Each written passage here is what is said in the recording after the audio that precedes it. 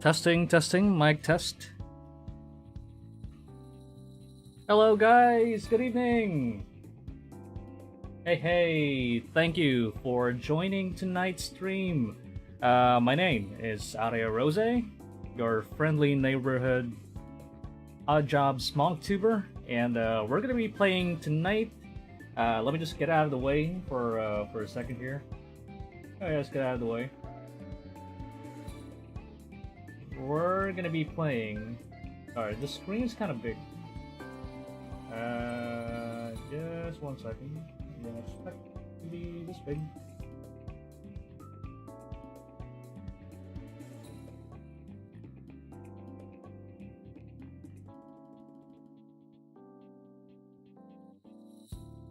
Okay, you know what? So we can see everything happening. I'm gonna be putting it here.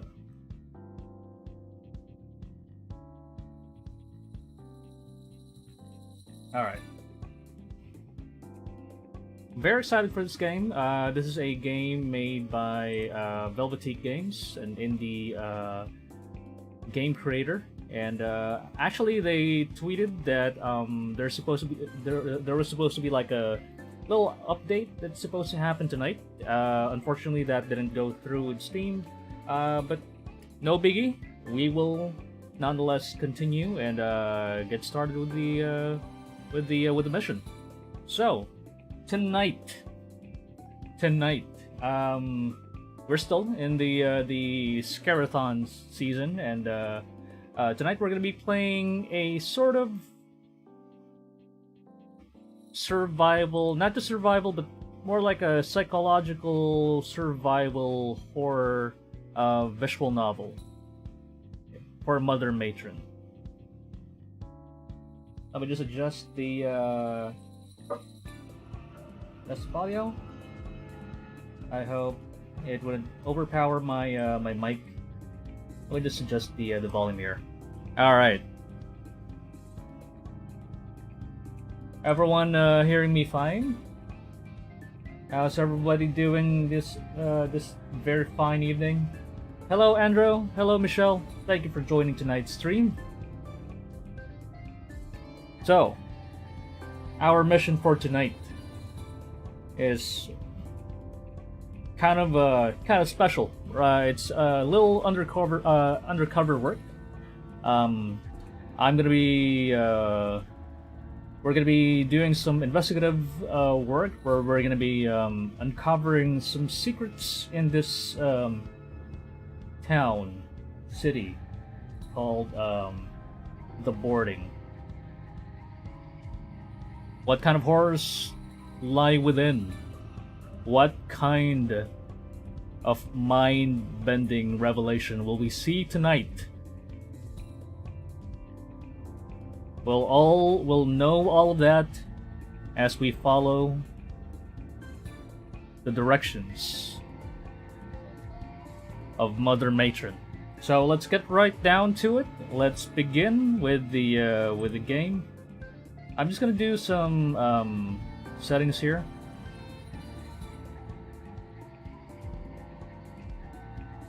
We're just gonna lower down the music a bit.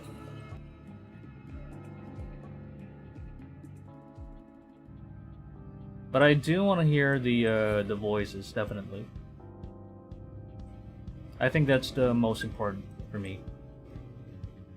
Now, recently, just last month, October, they actually put up an update. This is the extended cut for Mother Matron, and this includes more voice packs. So there are more scenes that are fully voiced. So I'm very excited about that. What are we looking at right now? Is it a cochlea? Is it something of an unspeakable horror? Let's find out. This game contains graphic content that is not suitable for children or those that are easily disturbed. Player discretion is advised.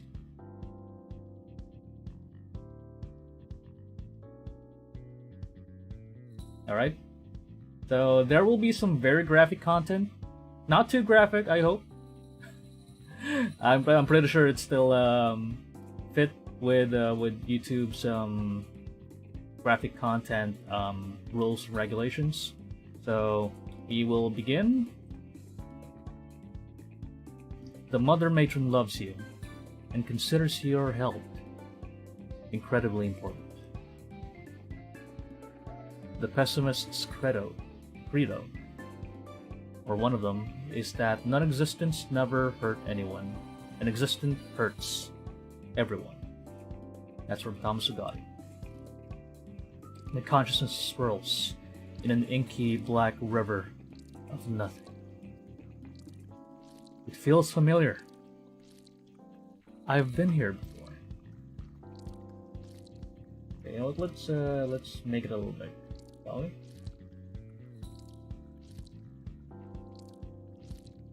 There. And every time I am here, I always think it's going to last forever. And yet,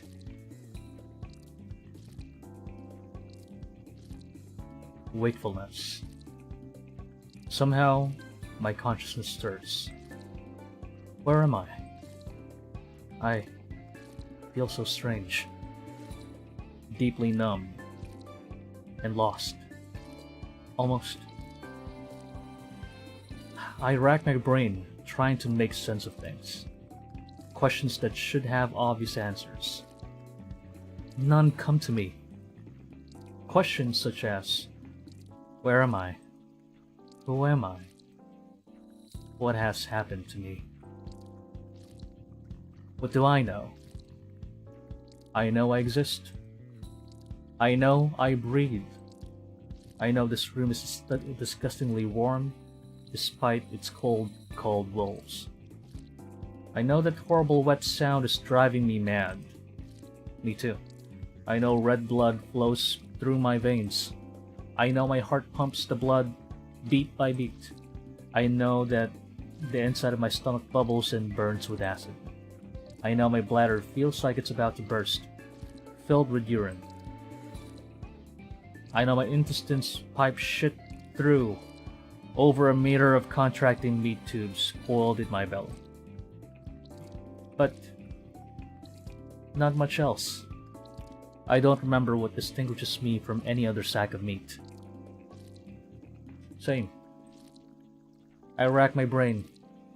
I reach back as far as my mental arm can reach, underneath the old shelf full of baggage that writhes unpleasantly and glares at me, despite having no eyes that I can perceive. The weight of the shelf is crushing my arm. The act of recalling is, in itself, painful. It would be easier to just leave it all there. In the dark, where it might be forgotten forever, just like most of the people that were sent down there in those hopeless tunnels. To the place I lost myself and everything. But no, I won't forget. I have to remember, or no one else will. I reach back further. The weight of a sharp corner starts to scrape layers of skin as I reach further in.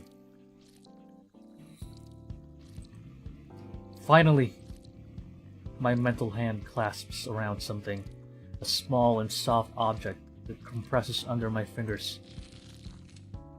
I pull my arm out from under the shelf, and sharp corners gouge my arm open.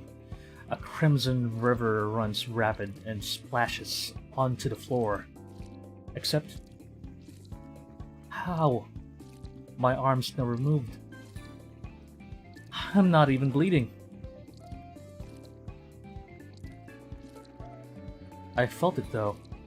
I felt my skin shredding. I heard the sound. I can even still feel the object between my fingertips. What am I holding? Why, it was just what I was looking for. It's a memory. It's small and hovers like faint smoke in the air. but it's a start. A pathway to more.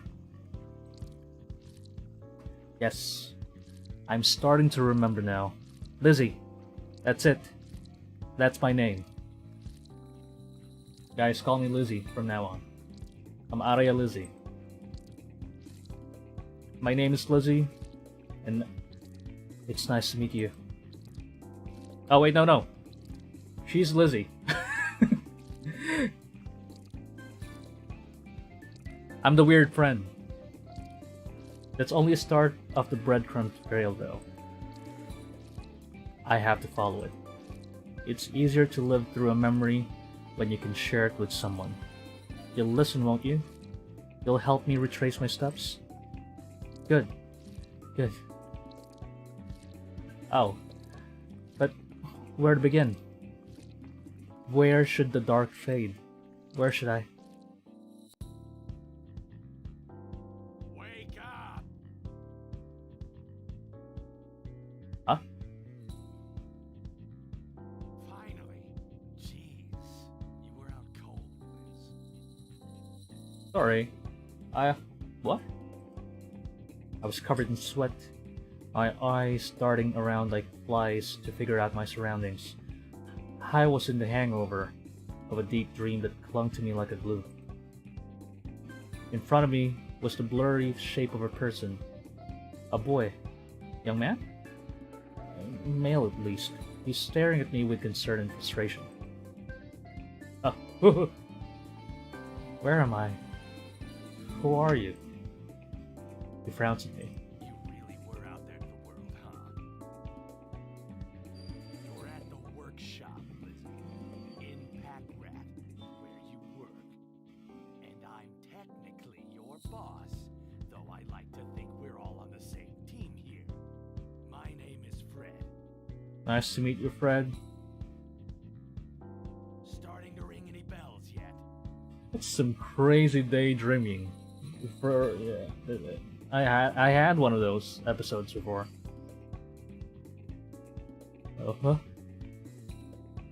I remember being at home, but actually I was still in class. Oh, right. What do I do? Looking at him now, Fred gives me the impression of a chubby bear. His face almost like a snout. His nose twitches back and forth when he's not talking. Maybe it's just dust irritating his nostrils. He pinches the bridge of his nose and closes his eyes. Please tell me you're kidding.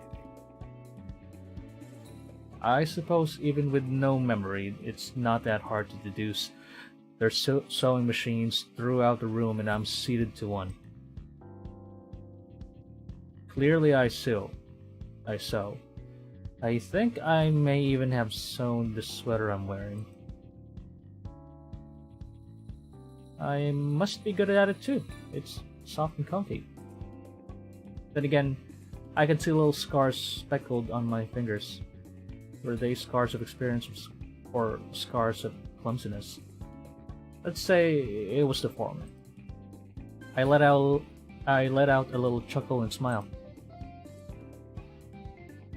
Yeah, I am. How'd you going there, huh? In truth, I was only half kidding, but I assumed and hoped that I'd start remembering the other parts once I woke up more. Fred didn't find the joke quite funny. You people sometimes. Tell you what, Lizzy. You're clearly running low on steam. I really shouldn't do this, but you need the rest. The Mother Matron won't appreciate your slacking. Perhaps you can make it up in the coming weeks. Go home, get some sleep. Maybe stop by Spruce's clinic too. Get a checkup. You have 2 days off, max. Oh, that's nice. Thanks, Fred. Okay. I'll go home. Except, where was home? Come, wake up, me. I sat there for a moment trying to remember where to go. Oh. Lizzy! Oh, sheesh. Okay, going home. Yes, sir.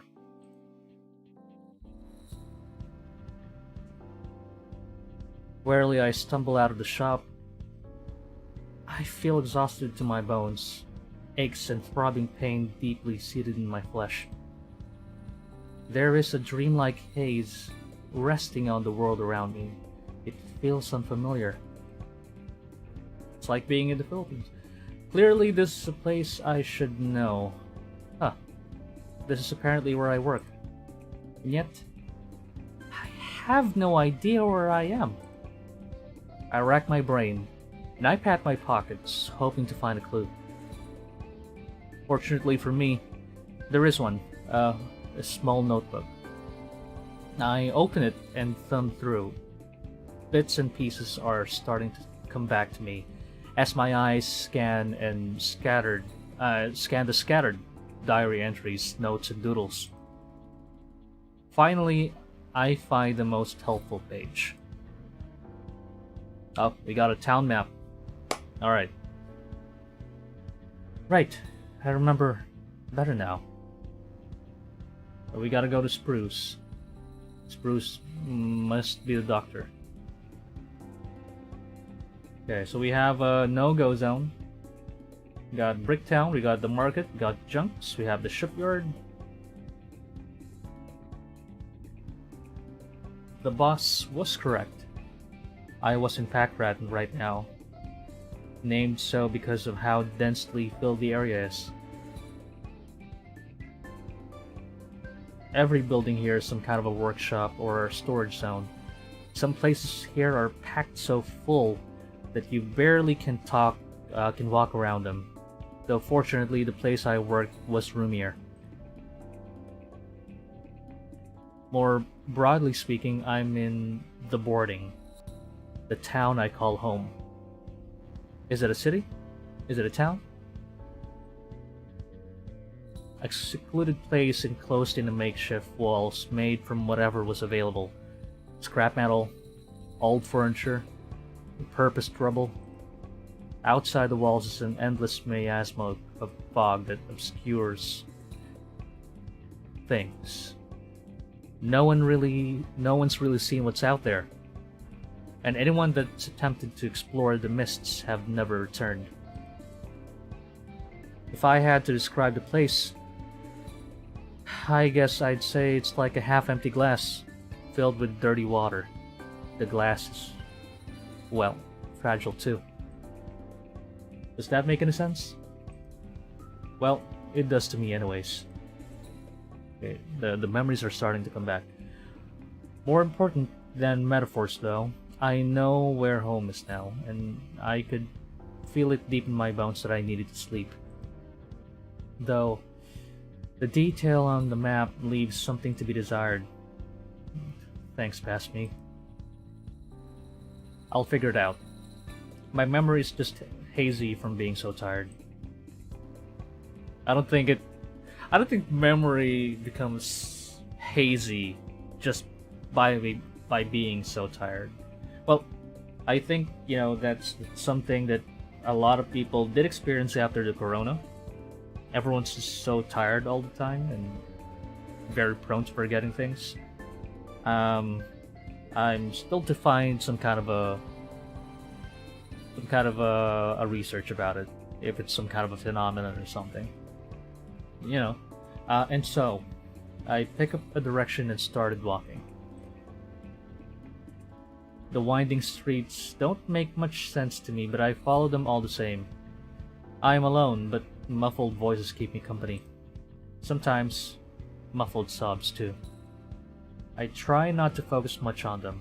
I think I used to in the past, but my heart couldn't take it. Nothing I could do, even if I wanted to. Anyways. Everyone's got to do something for the collective.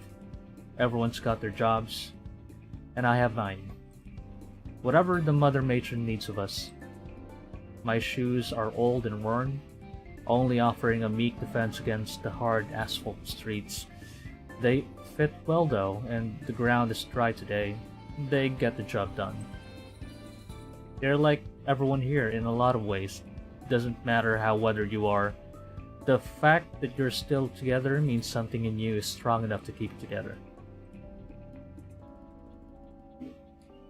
May your spirit grow like the calluses of working hands, or on the soles of your feet. So the Mother Matron says. In other words, what doesn't kill you makes you stronger. You grow through adversity, and by the end of everything, you're the best person you can be. But what if you lose your legs or your arms? That doesn't make you stronger. Mother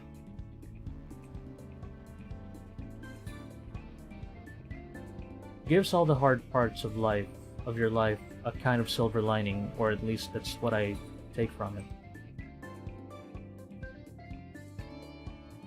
Huh?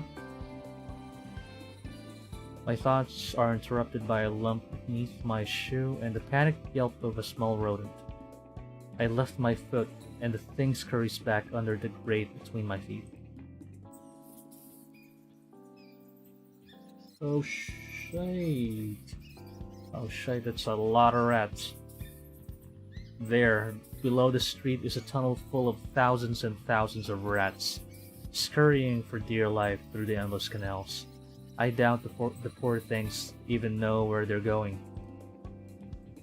The one I stepped on is somehow managed to climb its way up out of the grating, only for my clumsiness to scare it back where it came. I kind of felt awful inside for that. Throughout the boarding is a network of tunnels designed to funnel the endless swarm of rats underneath our feet. No one knows where the little critters all come from, but they flow like water beneath the streets. Thousands upon thousands of rats, compacted against each other, covered in filth and God knows what else. Waste matter clumped in their fur. Our primary source of protein. Oh, ooh. Some kids have to fish for rats. Sorting through ones that are too sick and deceased to eat, and the ones healthy enough for consumption. The yield is never particularly high, and the rats never particularly taste good, unless you know how to prepare them. The one I stepped on had to be the other spry, and the poor thing, I could only hope maybe my unintentional intervention gave it more time before some kid impaled it on a stick and roasted it. Blech. Ugh. I don't want to think about this anymore. I decided to keep walking to Spruce's clinic. Spruce. Hello? Spruce? You here? Yes, I'll be right there. Stitching someone up back here. Please, take a seat. I sit down on a stiff chair with minimal padding. It makes my tailbone ache, but I'll endure it. Spruce is known as the resident healer of the boarding. She taught herself by reading pharmacological and medical books and found in the library as well as through experimentation. What the hell was I reading? Oh, I was the problem. This isn't to say there aren't others that try their hand at medicine, but to put it simply, none of them are as good as Spruce. She can't fix you up, you're out of luck. She walks in the room. Ah, Lizzy. Been a while. Those are some dark bags under your eyes. Working long hours? Not sleeping lately? My god, so everyone's overworked in this city. Guess not, huh? I passed out at work today. Fred told me I should see you. She rolls her eyes and gives a fake laugh. Ah, of course he would. You had to be sick. It can't be his fault at all, right? Jerkwad. Let's give you a checkup anyways. Follow me to the exam room. A small joke, as the exam room is just across from where I am sitting. She gestures me to sit on one of the beds, and after doing so, she does her usual routine. Checks my blood pressure, pulse, shines a light down my eyes, nose and mouth, lightly strikes a mallet on my knee. Standard doctor stuff. I look around the room and notice that it's gone under renovation since I last visited. Like the little poster you got there. That's cute. I'm amazed you found the time to decorate the place. It's looking good. Oh, thanks. I squeeze in a little here and there. Usually when I have to watch someone close while they sleep. That's a creepy way of putting it. Oh, you know what I mean. Folks in recovery. At least a few people that experience seizures. Stuff like that. Anyways, I'm proud of how it's looking. Genuinely can't believe I found that poster in such nice condition. I'm happy with how the phoenixes turned out too. Phoenixes. I look towards the bony fellow at the side of the room. What about him? Is that a real skeleton? Spruce checks my heartbeat and my lungs using a stethoscope. No, it's plastic. A patient that scabs and junks a lot gave to me as a thank you. Trust me, if I wanted to get a real skeleton, I wouldn't have to look very hard. Oh. Okay. Well, a lot of people die here every day. She nods and puts down the stethoscope. Everything seems good from what I can see. But that's just what I can see. Tell me how you're doing. Anything odd lately? Odd sensations, pain, nausea, shortness of breath, stuff like that?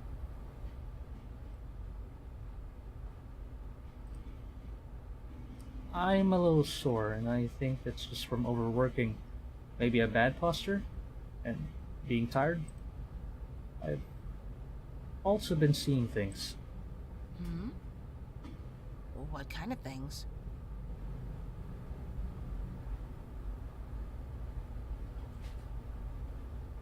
Sometimes I'll be standing there and the world suddenly shifts. Like, right before my eyes, it turns into something horrible. Horrible sounds. Flesh growing where it shouldn't be. Things that aren't really there. My heart starts beating really fast and I freeze. Terrified. And just like that, the world's back to normal. And I'm panicking over nothing.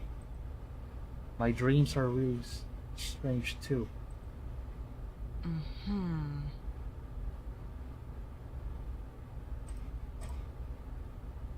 You don't believe me, do you? She shakes her head. Wasn't what she meant.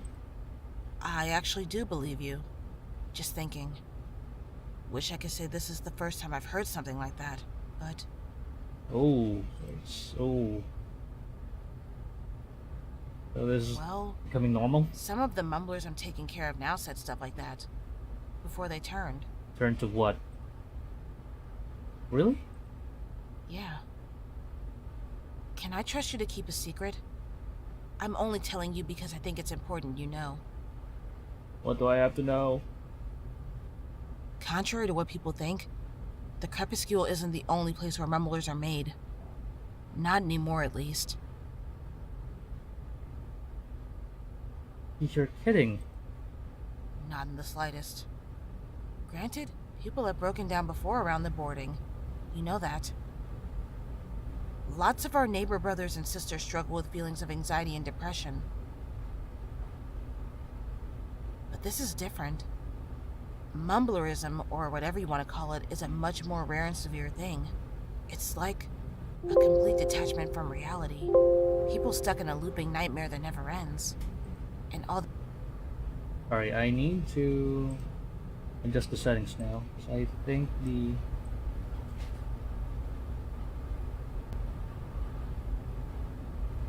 There we go. It's raising the voice volume a bit.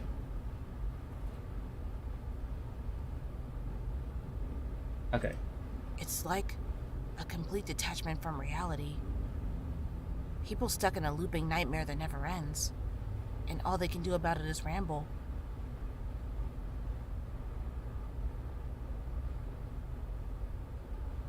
That's... Mother helps us. And it's happening around here now? Why haven't I heard about this? As I said, it's really rare. I only have a few cases out of all the people I treat. And if the AC gang's been dealing with any, they sure aren't sharing. I'm trying to keep it under wraps, as I haven't gotten to study enough people to get a grasp of the emerging symptoms or causes. And I don't want people to panic. Oh, Mumblers already don't get the best treatment by most people. Imagine how people would be if they jumped to the conclusion that they're contagious. I can't see what you mean. To be clear, I don't want you to jump to the conclusion that that's happening to you. You might simply be having sleep deprivation-induced hallucinations. Or maybe some gas from junks is making the air a little funny. Hell, maybe the shit shipyard is just more ranked than usual. I thought it important to warn you, though. For now, I'll give you some medicine that should help with the anxiety. Stop back for regular checkups, and we can keep an eye on it. See how it develops. Okay. What's gonna be in it? It's a mixture of lavender, valerian, lemon balm, St. John's wort, and some other stuff that makes it taste good. My latest and so far most effective concoction. Or so my patients tell me. Thanks, Bruce. Anything else worrying you today? Yeah, I don't have any money. I don't know how to pay you, Spruce. No, I think that's it. Fred gave me some days off to go sleep, so I'll do that once I leave. Alright, that's good. I don't see anything else abnormal with you, so I think we're done. Oh, I'll give you some tea that you can drink that can help you fall asleep if you have trouble, just in case. Chamomile? While I go get stuff together for you, can you run that bucket of food over there to the shack out back? The Mumbler Shack? Yeah. It's about lunchtime, and they need to eat. Would you mind? Okay. Not at all. Great, thanks. There's keys hanging up by the door. What do they look like, the Mumblers? I grab the bucket, which is full of some carefully assembled sandwiches wrapped in paper and bottles of water. I exit through the back door, which leads to a small yard with a small, roughly shed-sized building. Maybe slightly larger than that. I've never liked coming back here, as ashamed as I am to say. It's always good to help the Mumblers, but... I mean, I can kind of hear them from here. It's very unsettling. Just endless word salad. If you try to parse what they're saying, you get these horrible vignettes of misery that you wish couldn't hear. You can't help it though, and I shouldn't feel threatened even if I find it uncomfortable. Mumblers are harmless. I repeat that to myself as I unlock the shack door and enter. Inside of what somehow it's somewhat cramped but generally well kept bunk room. Some bodies are sleeping, others are sitting upright on the bed and standing near the corners. None of them notice me. They lost their own nightmare. They're lost in their own nightmare loops. Gosh, poor things. I really wish I knew how to help them. These people deserve better. Most of them were hand-selected by the Mother Matron to brave the horrors of the Crepuscule. A labyrinth of darkness that lies beneath our home, full of terrors that are kept by a locked tunnel.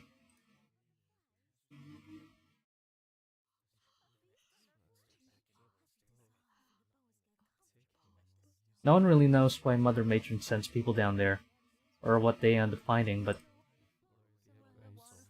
you can see the effect it has, at least on the ones that make it back home alive. I shudder to consider that what could have happened to the poor souls that didn't return. I can only hope that they passed on peacefully, and whatever happened to them, whatever ended them, was swift and painless. I ponder almost if that end would be preferable to what the mumblers go through now. They're alive, but can you call this living? And these ones here in Spruce Scare are the lucky ones. Many don't get the help they need. Some are hurt, bullied, killed at least once. People call them wastes of space, drains on our ever-dwindling resources, mouths to feed that can't contribute to anything meaningful, or so people say. But they're people. They didn't choose this. To be broken. They need help. They need love. I would want people to take care of me if I ended up like this. I don't know. Maybe that line of thinking will lead us to starve to death one day. Would my morality hold up when my body's dying from weeks of no food? Can I eat the concept of doing the right thing? I would like to think, though, that it's preferable to die because of the good things that you did, rather than survive because you gave up on your humanity and compassion. Just a quick drink of winky. Been reading, been reading for minutes. How's everyone doing? Everyone doing good tonight? Thank you again for joining the stream.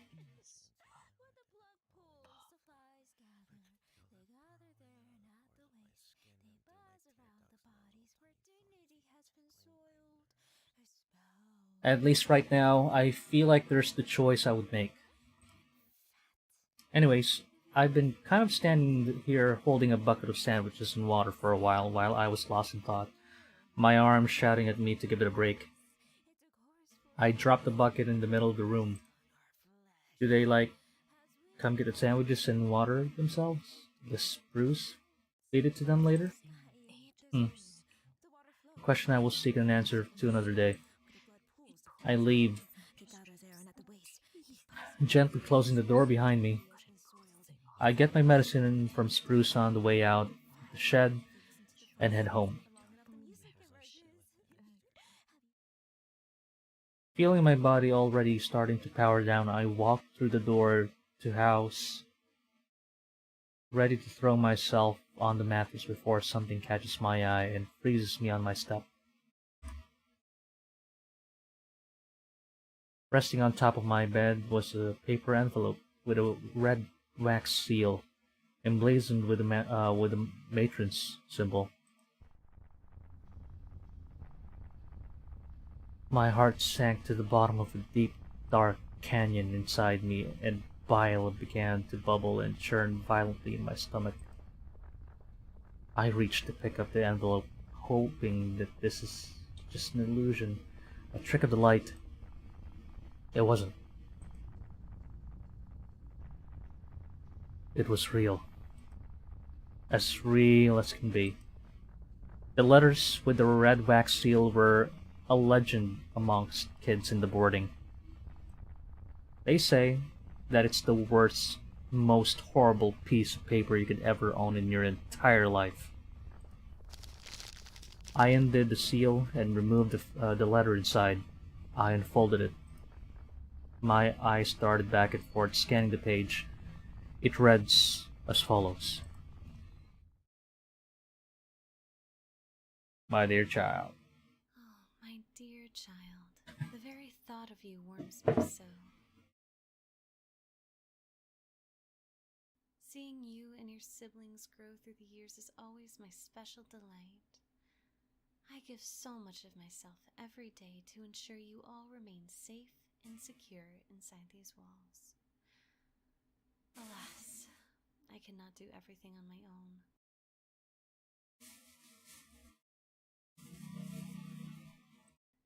Every so often, I must rely on my children's support to do what must be done for the collective good, even if it means sending my darlings into the jaws of danger. Oh no, I don't like where this is going. This letter is to inform you that you have been personally selected to become a surveyor. This is a title of great honor. No, I don't like the sound of that. Bestowed on those that will brave the depths of the Crepuscule for your mother matron's pride, as well as the continued survival of the boarding. Do I get paid though? Extra? You will be paired with 2 boys named Pucks and Rich. As soon as you receive this letter, you are to meet with them, make preparations for your journey below, and visit me at my dwelling in Mother's Tower. Mother's Tower! Okay. I want to see Mother. Attempts to shirk your duty will be met with severe punishment. The chancla of death. Or the hanger. You're gonna get the hanger. I'm not sure if Mother Matron is Asian. But if she is, yeah, definitely. You don't want to shirk your duties. Or you will be a duty on the floor. I will see you soon, my dear, with all the love in the world. Your Mother Matron. She sounds so serene, so peaceful. I don't know. It's growing on me. Am I gonna simp on Mother Matron? We'll find out. Let's see. Oh crap. I stare at the letter. My legs begin to wobble. My hands start tremor. The letter floats to the ground like the way they describe leaves in books. I start breathing fast and hard. My entire body quakes. My eyes roll to the back of my skull as I pass out and collapse to the floor. And there was darkness. Ah, I'm back here. Did I die? Was that everything? Was that the end of my memories? Kind of abrupt, to be honest. Did you ever hear the story about the girl in the sweater? No, of course not. It's still being written. I hear it gets downright crazy. I'm so excited. Oh no. Ah, the squelching sounds. Ah, it's like somebody's trying to make a burger patty. Ugh. What the? What is this thing? What am I? What are you? What is anything?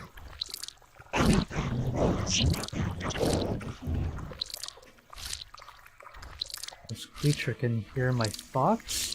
Everything and anything were nothing once. Then they became something. I think things would have been better if they'd stayed as The disease called existing is widespread and cancerous. extremely virulent. It infected everything that was nothing and forced it to deal with the pain of being. Forcing things that exist to be happy that they exist. Oh boy. Manipulative. Terrible. Ah, but enough about things. Pardon my language, but what the fuck is this thing talking about? And why does it kind of look like me? Ignoring my confusion, the creature steps around me and outside of my vision. It fiddles with something behind me. The slurping sound grows faster. The swirl fades again. I'm awake again. I'm deeply confused, but awake. I sit there on the ground, frozen for a while before reality hits me again. I stare at the painting on the wall.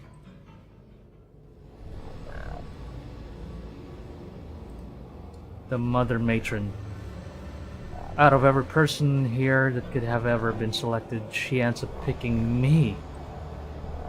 My mind is back to the mumblers in Spruce's clinic.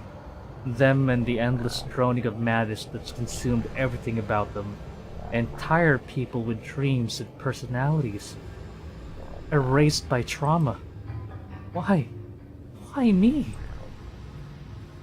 I think back to how I was supposed to work in these days, in a few days. How I was supposed to visit Spruce again, to make sure I was better, to keep living longer, no matter what I wanted to do. The decision was made for me. Mother needed me. I was not the kind of person that wanted to find out what happened when Mother is disappointed. But where to begin?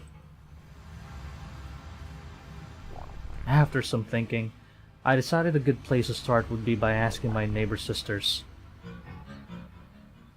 They're a pair of twins called Janine and Katie. I'd like to think they were pretty good friends, and I was glad to have them as my neighbors. I approached their front stoop. Katie was reading from a book with a faded cover while her sister painted her nails with jet black nail polish. Hey, Katie! Hey, Janine! Oh, finally, she has her voice. Hey, Lizzy! Wah-wah. Hey, Lizzy. Hey, Lizzy. It's like Starfire and Raven. You seem chipper. I thought you'd be more gloomy. What do you mean? Oh, well, I saw the poster come by and drop something off at your place. They don't come by that often. Oh. Surprise, the mailboy doesn't want to visit the shit zone. Oh, I didn't explain that, didn't I? Well, you saw on the map that my home is in a place called the Shipyard, right? It's not actually called that. It's actually named after the fact that this area is where the majority of the sewage and waste is discarded. I'm sure you can guess that the actual name is knowing that it's the Shipyard. You absolutely cannot evade the smell here. It's awful. Sticks to everything like a film. I've gotten mostly nose blind to it at this point, unfortunately, though sometimes I still have to break out the perfume. Is it one of those letters? Yes, Pokey, it is. I mean, Katie. Red seal. Oh no. No! Ouch, hope you don't die, or lose your mind. Oh, gee, thanks, Janine. Janine! What? Just being real. It was nice knowing you. Don't be so insensitive. Thanks for keeping it real, Janine. It's okay. I'm still processing things, but I'm holding it together. I still have things to do before I go. Oh crap. I hate the sound of that. Before I go. Anything we can help with? Well,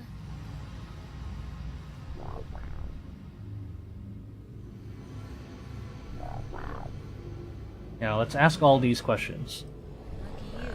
I had a phase where I read nothing but books about surveyors, just in case I ever got picked. The Mother Matron wrote some books on them that you can find at the library, if you know where to look. Oh, the music is crazy. It's getting crazy loud, isn't it?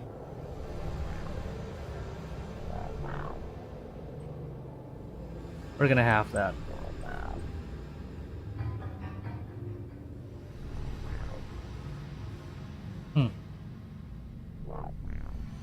Oh, there. We're gonna have that, if that's alright.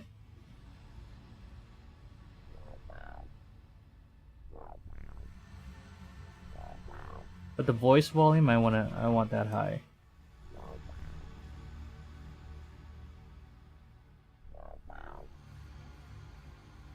Okay. I wish I had time to go read them. Honestly, they're kind of dry and sad. Probably better to get the highlights from someone else. Best advice I can give you, preparation is key. Okay. I may have to lower that a little more to this side. Okay. Okay. Thanks.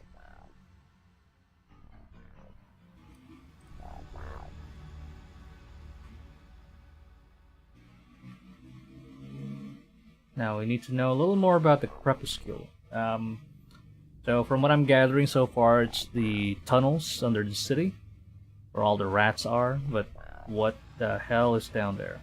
It makes people go mad. Sorry, I don't think I know much more than you, I'm afraid. Yeah, the books never really went into what's down there. The Mother Matron never really talks about it other than how dangerous it is. And there's not any first-hand accounts of it to go off of. Can I at least go down Most there with some anyone weapons? seems to know is that it's like an endless series of tunnels with dangerous creatures inside. Some people say the Crepuscule is constantly shifting and morphing, almost as if it's alive. But that's just a rumor. Again, no first-hand accounts. Oh boy. Is it gonna be like a roguelike tunnel system? I'm worried about that. Janine gives a puzzled look. I thought you were a fan of hers. I am. A fair point. I guess it's odd for someone that has a framed painting of a person to not know much about them. I mean, I look up to her and read the scriptures like most everyone else, but it's different than meeting her in person. She nods understandingly, then shrugs. Fair enough. Unfortunately, I've never met her, so I wouldn't know. Katie shrugs with an apologetic expression. She also has never met her. Nope. Can't say I know them. Katie? Me neither, sorry. Maybe you should ask around the market? I'm sure someone there would know. Maybe try meeting Marissa. Meaty She's Marissa. a little, odd. And But a little you'd be me- surprised a what little kind of meaty. information she can dig up. Don't recommend trying her cuts, though, unless you've got a barf bag. Why is she called Meaty Marissa? 'Cause she sells weird meat. Oh, The only meat you have there I are thought rats. There'd be more to it for some reason. What more do you need in a name?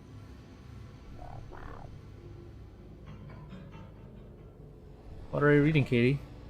Can't help my curiosity. I don't know how relevant it will be to me, but I want to know. I try to peer over her shoulder and read the book along with her, but the position is awkward. Katie can't help but notice. Katie looks up to me, smiles and shrugs as if to say, "It's nothing that interesting, but go ahead." She hands me the book, keeping her hand on the page she was on. I grab it, holding it in the same spot so she wouldn't lose her place. The cover is nondescript, save for some initials on the spine. It might have had a dust jacket or something before that bore the title, but that's long gone, I'm sure.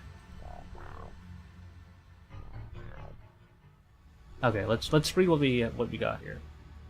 I think this is Greek. In Nyx bore hateful Moros and Thanatos, and she bore Hypnos, and the tribe of Oneroi, the people who guard the realm of sleep. And again, the goddess of the night Nyx, though virgin, bore Momos and Oasis.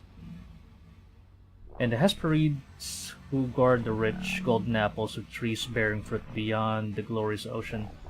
Also she bore the Moirai and ruthless avenging Keres, who named Clotho and Lachesis and Atropos. The sisters who guard the threads of fate, who give men at their birth both good, evil, and good.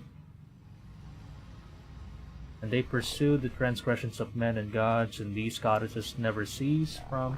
I can't read the bottom. Also, deadly Nyx bore nemesis to afflict mortal men, and after her, Apeti and Philotes, and hateful Geras, and hard-hearted Eris. Eris is the goddess of chaos, but abhorred Eris bore painful Ponos and Letha, and Limos, and Algia, full of weeping, the Hisminai, and the Makai, and the Phonoi, and Androptaisai, the Nikia, the Pseudologoi, the Amphilogiai, the Nisnomia, and Ate, who share one another's nature, the Horkos, who does more damage than any other to earthly men. When anyone of his knowledge wears the false oath. Okay. Now, hopefully this will be hopefully later. Sometimes about something about someone named Nyx and the people or creatures hard to tell without the context they gave birth to, and then people that those children gave birth to. Yeah, so they bore some of the titans that eventually Zeus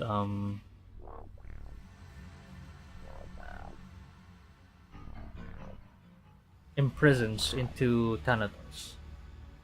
But there are two Thanatos in the Greek scriptures. There's the entity and the place. Must be some kind of fantasy novel or something. Doubt it has much relevance to my situation, or if it does, I sure can't see it. I smile and hand the book back to Katie. So they don't know much. So there's not really like an educated education system in the boarding.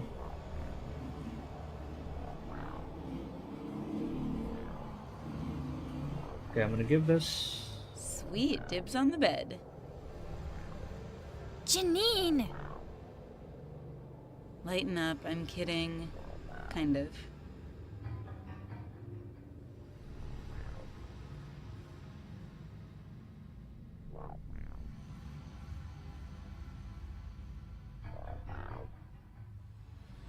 Let's be real though. Would dying really be the worst thing that could happen to you?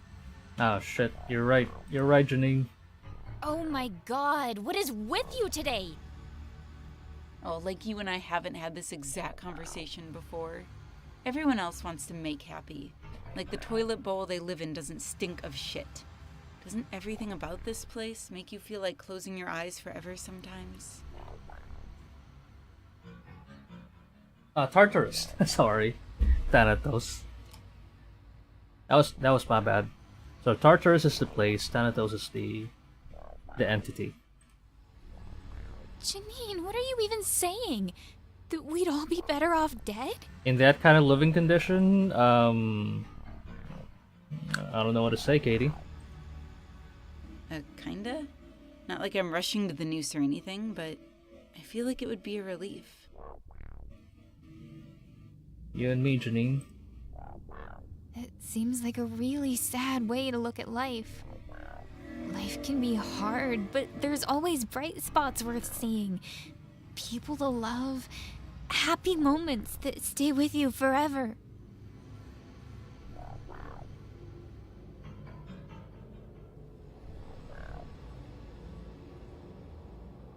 Katie doesn't see, but Janine gives a, I don't want to say it, but jerking off motion while rolling her eyes. I can't say she doesn't have a point, though.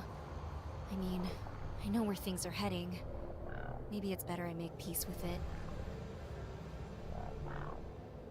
Don't talk like that, Lizzy. You're going to come back. I know you will. Katie, you know that no one has... That bad, huh? I mean, the survival rate is just really 0? It doesn't matter. You'll be the first. You'll make it back in one piece. Even if you don't believe it, I do. I believe in you, Lizzy. Ah, thanks, Katie. For what it's worth, if anyone was to ever make it back, I think it would be someone like you.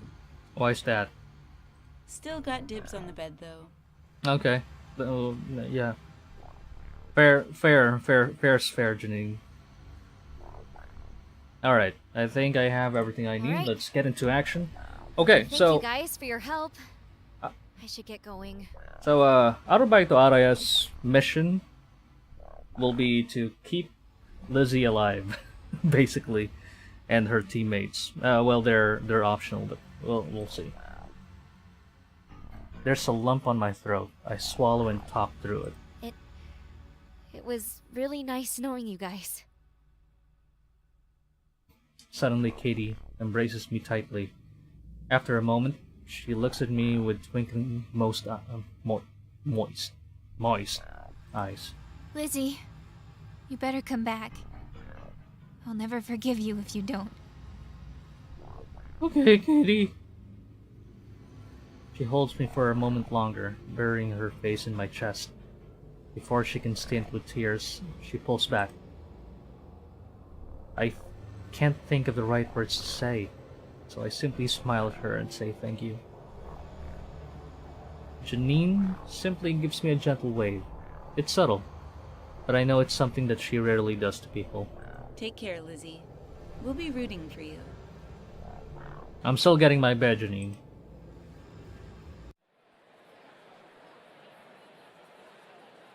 The atmosphere was chaotic as people rushed in and out to buy food and other supplies with their allowance.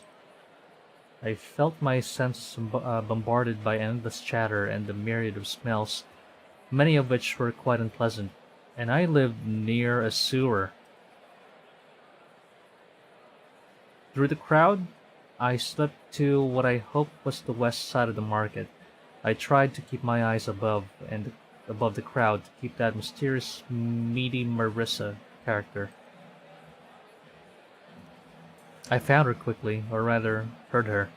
Fresh meat! Fresh meat! Come and get your fresh meat!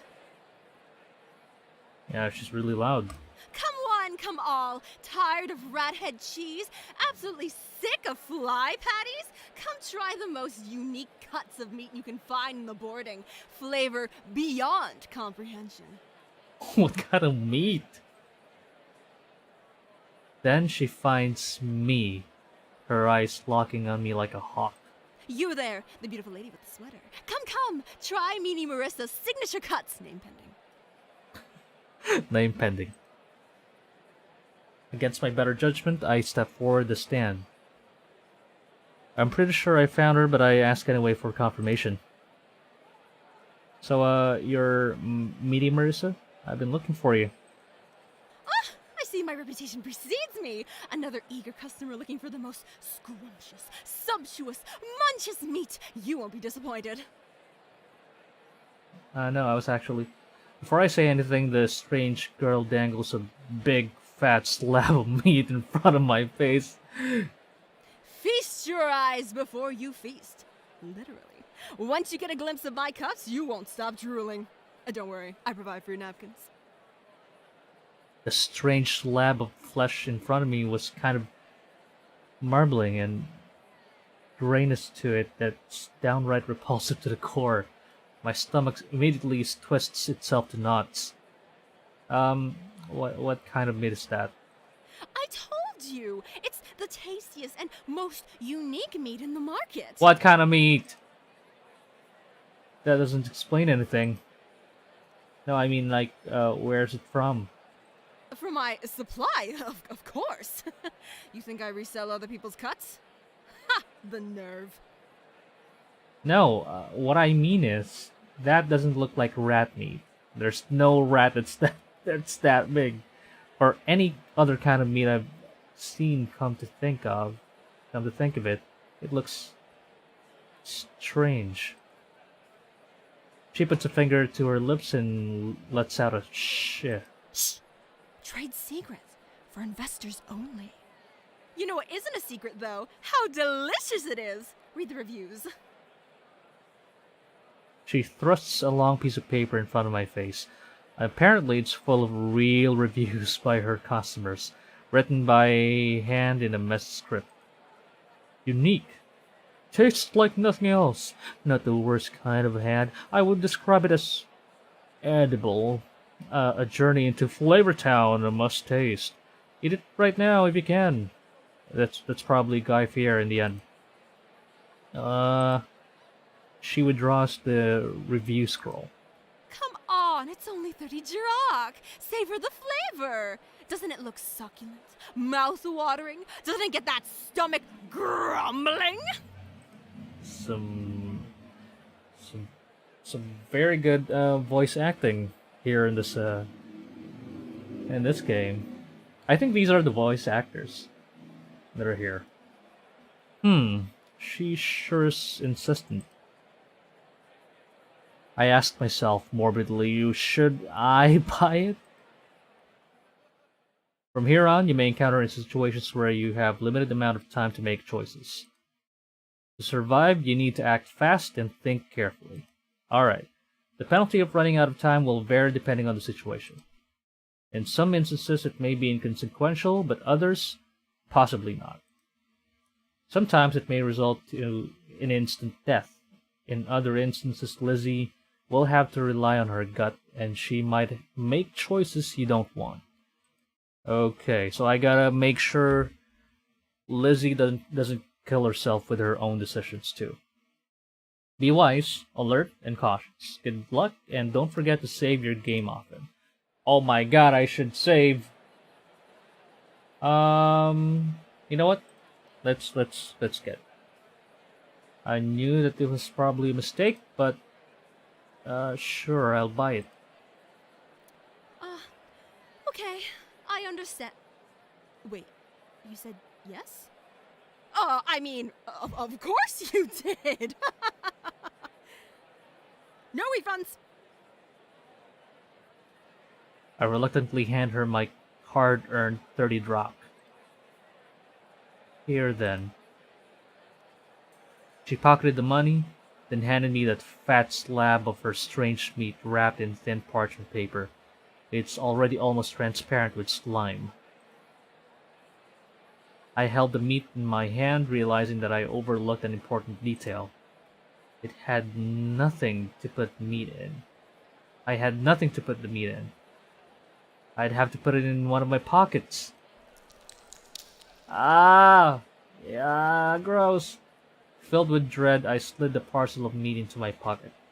I heard a disgusting squishing sound and regretted both the purchase and my very birth instantly. Anything else I can do for you today? Plastic, maybe? Give me some plastic. Yeah, actually, I heard you might be able to help me find some people. Here for the flesh and for the fresh information.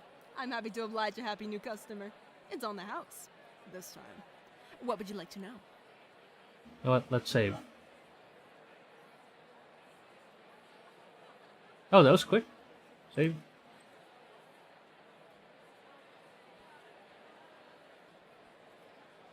I would have much rather just paid for the information instead. Oh well. I'm looking for two boys. One's name is Pucks and the other is Rich. Don't know a lot about Pucks. Rich, though. You're in luck. Rich is a friend of mine. Well, an acquaintance, I guess. I don't know how he feels about me. I don't want to make assumptions. I like him, though. He's such a soft guy. Soft, okay. I can see her eyelashes flutter wistfully as she thinks about him. Oh. Suddenly, she remembers that she's actively being watched by another human being. No, I didn't mean like that. Like a friendly like. Understand? Okay, Marissa. Anyways, he lives in one of those bunkhouses near the west edge of Florgot. Careful, though. The ACs have been swarming around there lately. ACs? Okay. That's odd. The bunkhouses are right near the border between Forgot and Nobai. Aren't they encroaching on Spruce's territory? Some major shit went down there apparently near the friend shed. Before you get too excited. No, the beast in the shed didn't prove itself real. Oh, okay. The friend shed is kind of a local legend. They say it was a lonely kid that used to hang out near the shed in Nobai, which was the original location of the market district before the Threes Company moved everything. The shed was locked up tight, and no one ever had been inside it. And yet this lonely kid one day heard a voice coming from it. Someone alive, stuck in there, and that just wanted to have a friend to talk to. The lonely kid spent all his time up there at the friend shed, playing and laughing and talking with a friend all day long. He'd get picked on for what appears to others as him just talking to himself. Any attempt he made to prove that there was a voice in the shed ended in failure, with the voice remaining silent when anyone else was around. The kid didn't need to be believed, though. He had a friend he wanted.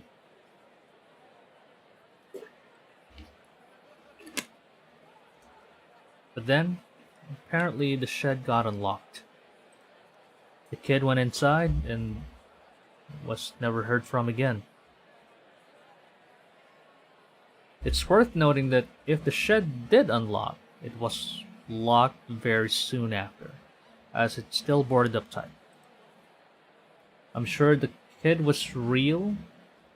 I'm sure the kid was real. Urban legends have usually a small nugget of truth in them somewhere. However, I think what really happened to him was that a troop of the AC gang might have simply killed him while trying to rob him. They hid the body, and since the kid didn't have any friends, no one looked. No one tried to find where he was buried, and so his fate instead became one of the tapestry of a legend. Kind of sad in a way. Some dudes got killed up there, though. They were an isolated patrol hanging around up there, and they got killed. I don't know who was responsible, but they suspect the killer is hiding out in Fort God. Spruce gave him special permission to do searches in limited areas, starting with there. Spruce is the unofficial mayor of Forgot, and she's backed by a peacekeeping institution that calls themselves the Four Leaf Clovers. Oh, so that's why, if you check the map, how do I check the map?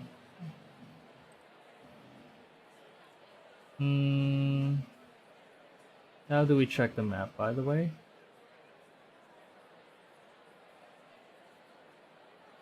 Okay, anyway, we'll figure it out later. But there's like a four-leaf icon on Spruce's slot or Spruce's area. So that's it probably. Given the AC's violent tendencies and the selling of drugs, they don't get along. So, for her to allow them to look around in Forgot is really abnormal. Something terrible must have happened if she's willing to give them inches. Personally, I think it might be a ploy they made up so they could slyly expand their reach. But that's just my intuition. So there are gangs in the boarding. Surprised I didn't hear about any of this until now. AC's gotta project an aura of being in control if they want people to take them seriously. Mm-hmm. Makes them look bad if they can't handle some punks slicing their boys apart deep in their own backyard. They're trying to keep it under wraps until they get the guy. I see. Anyways, back to Rich. Can you tell me where he lives? Oh, right. Got a map? I can show you where it is. Yeah, show me. I hand her my hand-drawn map. She furrows her brow a little at it, but regardless makes the spot with an X. Marks the spot with an X. As for Pucks, as I said, I don't know much about him. I think he lives in Junks. But good luck finding him. Place is big and he mostly keeps to himself, it seems. Don't know what kind of brain damage you'd have to live there, though. Maybe that's mean. Something generally might have fallen on his head over there.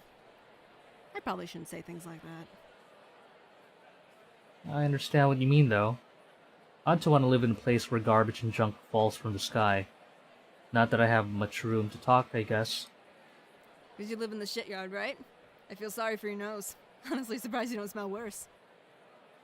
I have a smell? What? You didn't have to say all that. Anyways, I have what I need for now. Thank you so much for your help, Marissa. No problem. Yeah. Alright, Liz, let's go. It's a slog of a journey to Forgot, and following the vague directions the map provides certainly does not make it any better. I really should make a more detailed map sometime. Why was this place called Forgot anyway? I really wish I remembered. Oh. That was why. See, it's a funny story actually. The story goes that the name comes from a kerfuffle that happened forever ago, back when the originals were laying the foundations of the boarding. So it's some really, really deep lore. But that I don't mean the buildings and stuff. They were found where they are. Wasn't really fit for life though, so the originals were tasked with making it livable. Eventually, once things were settled, the originals began sectioning off the boarding into districts, being named by whoever was appointed to run that particular district. Forgot, before it was named Forgot, was established by Saren Butcher Hodgkins, who was best friends with the Junk's founder Possum Brady. Neither were people of good reputations. The two went on a celebratory romp with some jugs at potato rum and their homemade chemical concoction, a drug that would eventually go on to be called canned heat. Anyways, as you might have heard earlier, the stuff falls from the sky in junks. Well, at the time, that had not happened yet. There was garbage there, but no one had ever seen it fall from the sky. Can you see where it was going? A porcelain pug dog, about half the size of a person, fell right on Butcher's head while he was taking a massive huff of canned heat, exploding on impact in a mess of shards.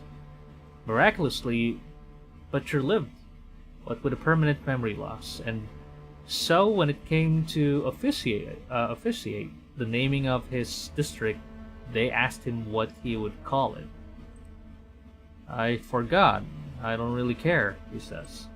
And so, one of his subordinates got a little creative with the styling, and the name Forgot was born.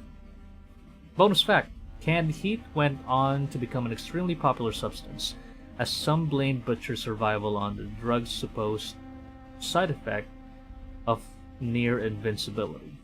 Okay.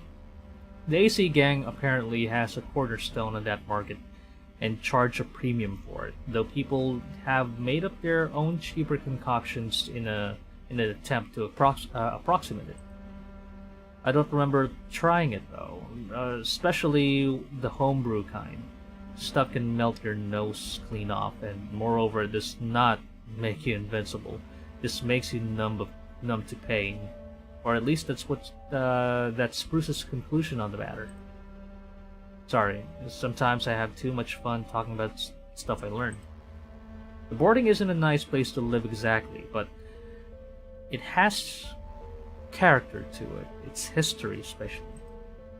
I shouldn't waste so much time expositing though. I'd be in a lot of trouble if I run into an AC gang patrol. Careful not to make much noise, I closed the door behind me. No interest in being hassled by the ACs. I just want to find Rich and get out of here. Ideally, I would try to not spend too long in one place. I haven't run into anyone yet, but who knows? The building is kind of big. What could be hiding here? Hopefully, just Rich.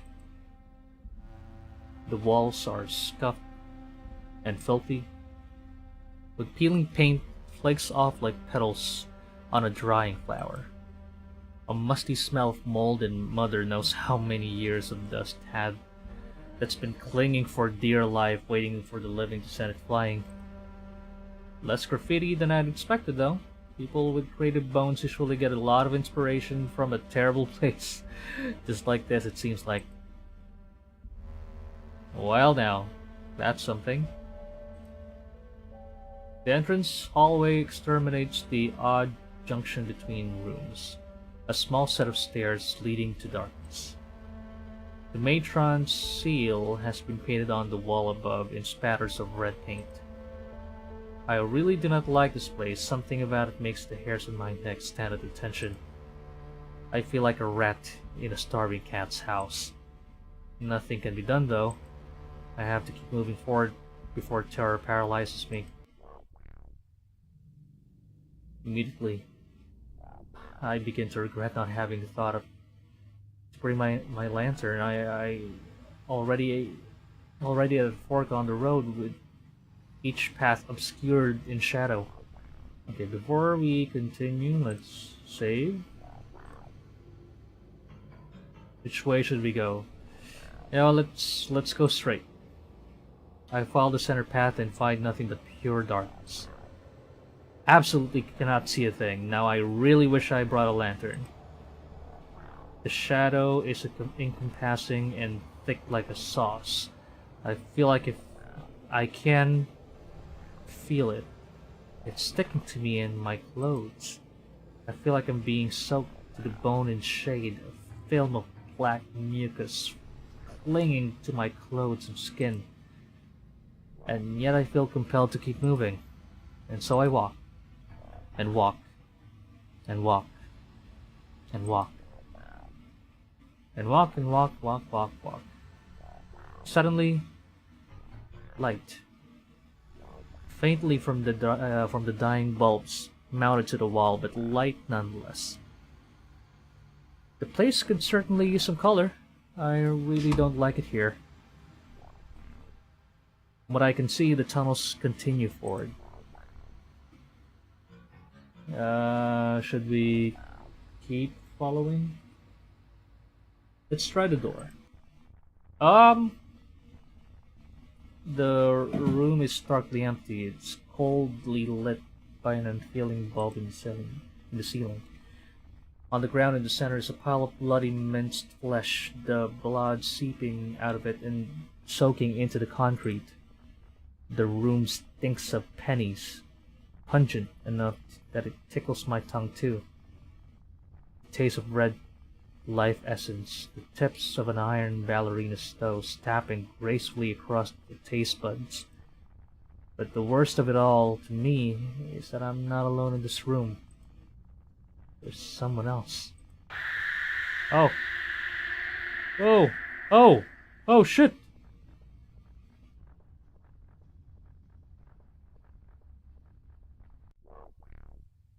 I raised my hands up to defend myself and shut my eyes in terror. I cannot bear to face what was about to happen to me. And nothing. Whoa.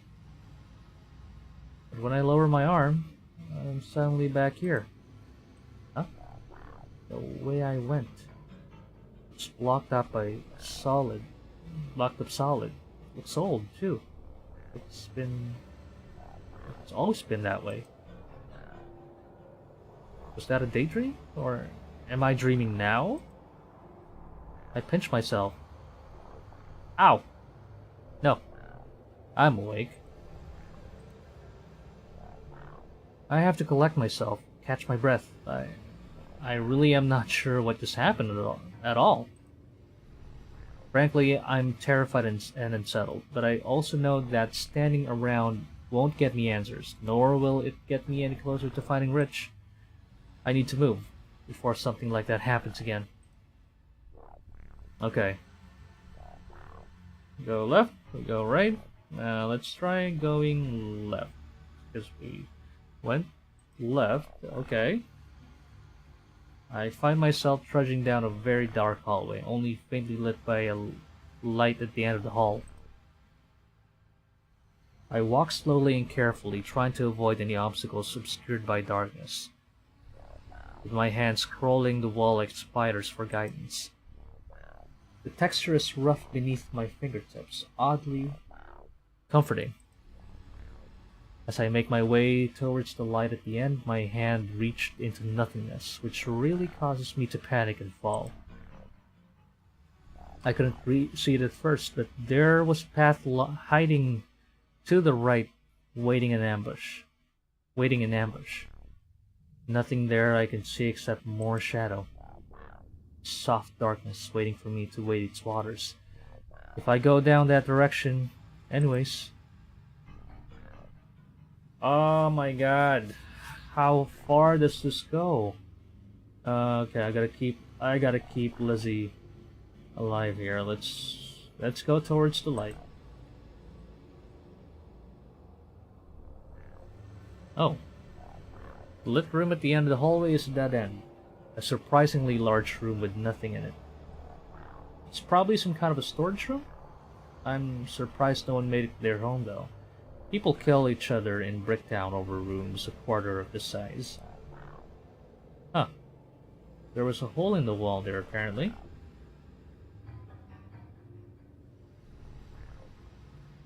Did it used to lead somewhere? Doesn't matter now, I guess. I should go back the other way. Down that side hall, nothing for me this direction. I think that, but then something catches my eye. Oh, one of those heartbeat listening things. Odd place for one of these seems to be, though. Maybe Spruce might want it. I should take it with me. Let's take it. Reaching my hand towards it, something in the air, an ugly buzz that hovers just above the quiet, a tremor in the air around my hand. Before I can pull back, I've already picked it up. Weird. Whoa. Oh, not again. A sterile room. It sits in a nexus for the lost and destitute. A woman sits there, a bundle of nerves. Her eyes scan the room. The walls are barren save for that strange symbol that the nexus for the lost and destitute have a fixation for. The cabinets to the other side of the room must be full of what shit they inject into you and when you overdose. An undo button of sorts, she thinks to herself. The girl ponders how much money must have been spent in vain attempts to prolong the lives of people like herself. People so hopelessly stuck in their own brains, or in the cruel chemistry of their own bodies, that they cannot help but pursue self-destruction. People who carelessly treat their lives just as disposable as a tissue. People willing to burn every bridge, turn over every stone, and leverage every asset, all just for one more time.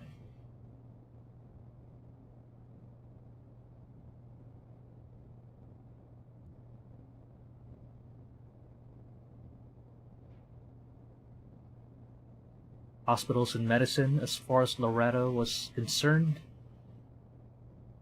were for people far more deserving. People that will actually get better. People that actually want to get better. Not filth like her. Part of her wishes her mother had just given up on her for her own good. Then it would be way easier for Loretto to kill herself in peace, with a cosmic high so strong it could pulverize her soul into shards of glass and fry her brain like an omelet, and her useless, selfish little heart could finally rest. That kind of death, or even better, a world where she simply never existed. These kinds of thoughts were medicinal to Loretta. When things were at the worst, she simply could retreat into a reality where she simply never was, and those that she hurt would live unsullied, beautiful lives where every goal was achieved, goals impeded by Loretta's existence. And who knows, maybe if she found a place where no one could find her, she could turn this world into that reality yet, with one beautiful explosion of euphoric chemicals that would make rock stars blush. Then, her thoughts interrupted. A door opens. The doctor walks in, his face stiff, lips pressed in a small, tight frown. He's rehearsed in a mirror, but performance anxiety still grips him. So, what's wrong with me, Doc? Sheena's been saying it's just withdrawal, but This doesn't feel like it. I'm worried it's something worse. I'm not sure how to tell you this, Loretta, but you're pregnant. Oh. She looks at the doctor, struck with consternation. What? You're pregnant. We'll have to do an ultrasound to figure out how long you've been pregnant for, but pregnant all the same. I just noticed some weird spikes on the audio for the game. It sounds like Dr. Wilson is really speaking to your face, you know? Okay. How is this possible? How could I not know? It's rare, but still more common than you might realize. It's called a cryptic pregnancy. Cryptic pregnancy? The woman's brain explodes in panicked pulses of memory. Dingy rooms, memories of pills, burning nostrils, enough to kill a racehorse. A friend remarks, amazed you're still breathing. There's no way. There's absolutely Okay, so no she way. was so high. She didn't even know. Oh. Would you like me to show you the blood test results? More memories assault her mind. I don't care if it kills me. It's one less shitty person in the world. It's the only thing that helps anymore. Leave me alone. I'll do whatever you want. I need it, please. It's my life to ruin, not yours. Fuck you and your tests. You're lying to me. You're fucking with me. Loretta, I'm really sorry you had to find out like this, but it's the truth. You're going to have a baby. The doctor's face is stone. He is as serious as he can be. There's no fucking way. Do you need a moment to yourself? Yeah. Yes, please. The doctor goes to leave. He stops. Looks back at the woman for a moment. Then he leaves, closing the door behind him. The woman is alone. She feels more alone than she has ever asked before. She feels like a brick, drowning slowly. Okay, so we have some memories. Wow. I think I've gone insane. I'm on the cusp of it. Lovely. Okay, let's save it.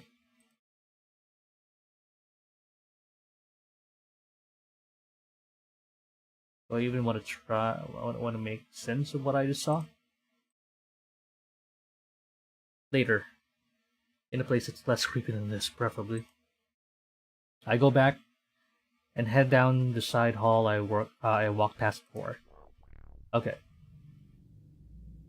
The side hall into darkness eventually leads me to an edge that's lit by a small window with a single doorway. Glimpsing out of the window, I think I'm on the second or third floor. It's a little hard to tell for sure. Wasn't I just underground or something? I didn't even go up any stairs.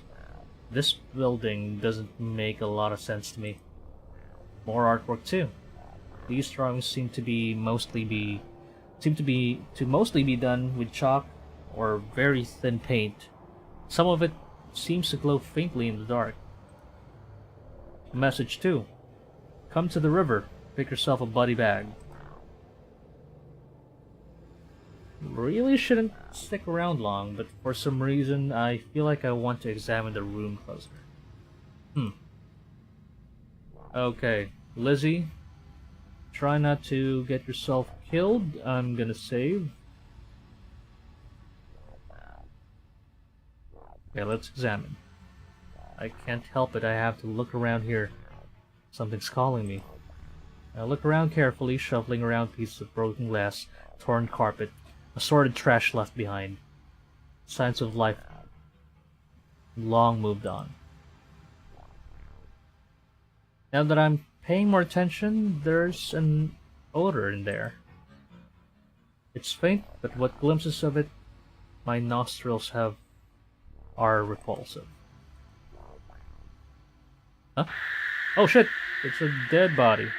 What the fuck is this? I mean, frick, fuck! I nearly jumped out of my own skin at the sight of a desiccated skeleton or something. A rat, maybe?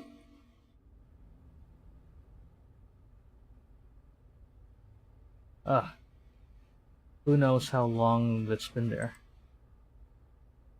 Next to it is a note scrawled on a dirty cardboard in a mannequin.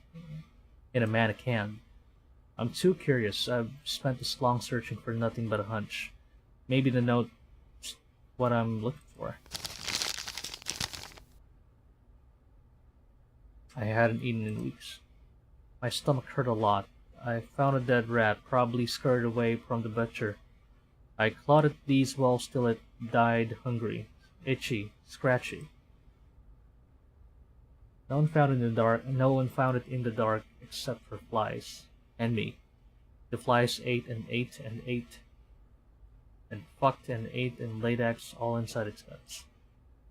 Dead and rotting. It's okay. It's really graphic there. I ate it. My tummy stopped hurting. I feel alive again. But now my stomach is going buzzy buzzy. Buzzy buzzy. Oh boy.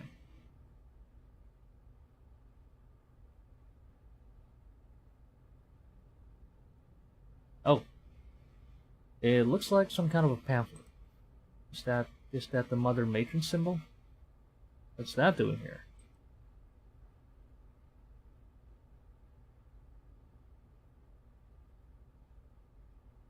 Reaching my hand towards it, something in the air. An ugly buzz hovers just above the quiet. A tremor in the air around my hand. Oh no, is this another vision? Probably. Before I can pull back, it's already picked up on. I've already picked up the paper. Here we go. Another vision. A hallway. It sits in a nexus with loss and destiny. Okay, we're back to the nexus, where memories, fall. In that same hallway, on a wooden chair, sits a woman. She has dark, messy hair, a t-shirt bearing artwork commemorating the tour of a long-forgotten band from decades ago. The radio stopped whispering their tunes, but in her mind, they're full of volume on repeat. The background noise to a party that she wishes never stopped. Good times, long gone. She looks to a pamphlet she was handing during orientation, not even worth the paper it's printed on, she thinks to herself. She throws the pamphlet into the trash can down the hall with a flawed basketball toss and sighs. She has not noticed, but a younger girl with blonde hair and a sweater has taken the seat next to her. She sits there idly for a moment, expecting the dark-haired woman to acknowledge her. However, the woman with the dark hair is lost in space, at least 2 minutes into a song about someone in the corner in a spotlight, losing the religion. The world around her might as well not have even existed. Unfettered, the girl with the blonde hair and the sweater speaks. So, what are you here for?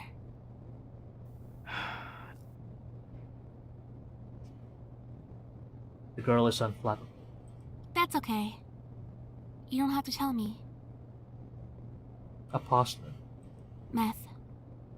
Huh? That's what I'm here to kick. Wasn't my idea, but my folks got worried about me. Okay, so it's like a rehab, like a rehab. What? Expecting someone more ghoulish? No, it's not that. I'm just teasing you. She was oddly plucky, and she didn't immediately seem to exhibit the signs of a long-term meth abuse. Compared to friends the dark-haired girl had in the past that were on it, She'd kept herself together well. However, maybe it was that sickeningly positive attitude. Though, now that the cat was out of the bag, there was a slight gauntness in her cheeks, a tiredness to her eyes. Suddenly, the subtle details became more obvious. The woman with the dark hair is pensive. The armor on her tongue suddenly cracks at the blonde girl. As the blonde girl looks at her warmly. Oxy. My mom dropped me off here. I see. That's rough. A cousin of mine died from that stuff. The plucky girl nods in understanding. She flashes a bright smile at the girl with the dark hair. What's your name? The girl waits a moment, thoughtful. Then, Loretta. oh, it's her. I'm Sheena. Nice to meet you. Okay, so we're seeing moments of Loretta. Could this probably have been a hospital before? Like from a long time ago? And these are memories lost. Or was that? When was that? Why did I see that? Am I losing it? I should get moving. This place is getting to me. Gotta get rich and get out of here. Through the dark, I find a winding stairwell looming into the void. It's a really big place. After following a winding staircase which had a strange absence of landings, I finally reached its bottom. The acid in my legs is burning brilliantly after all those stairs. Though I am thankful they were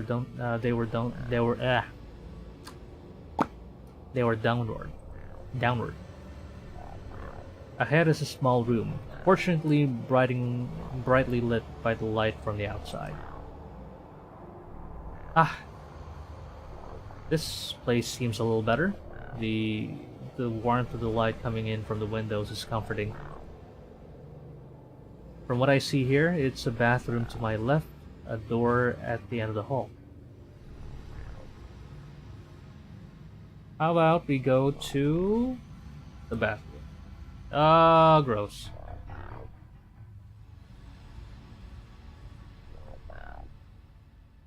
How big were pigs anyway? Did they fit in this room? I've never seen one. Read about them before. I heard they can be very stinky. They sound cute though. Some books I read even had illustrations that looked kinda sweet. I kinda wish I could hug one. I smile at the thought before a twinkle in the ground catches my eye. What's that? Reaching my hand towards it. Okay, here we go. Here we go. Fingernail. Oh, crap.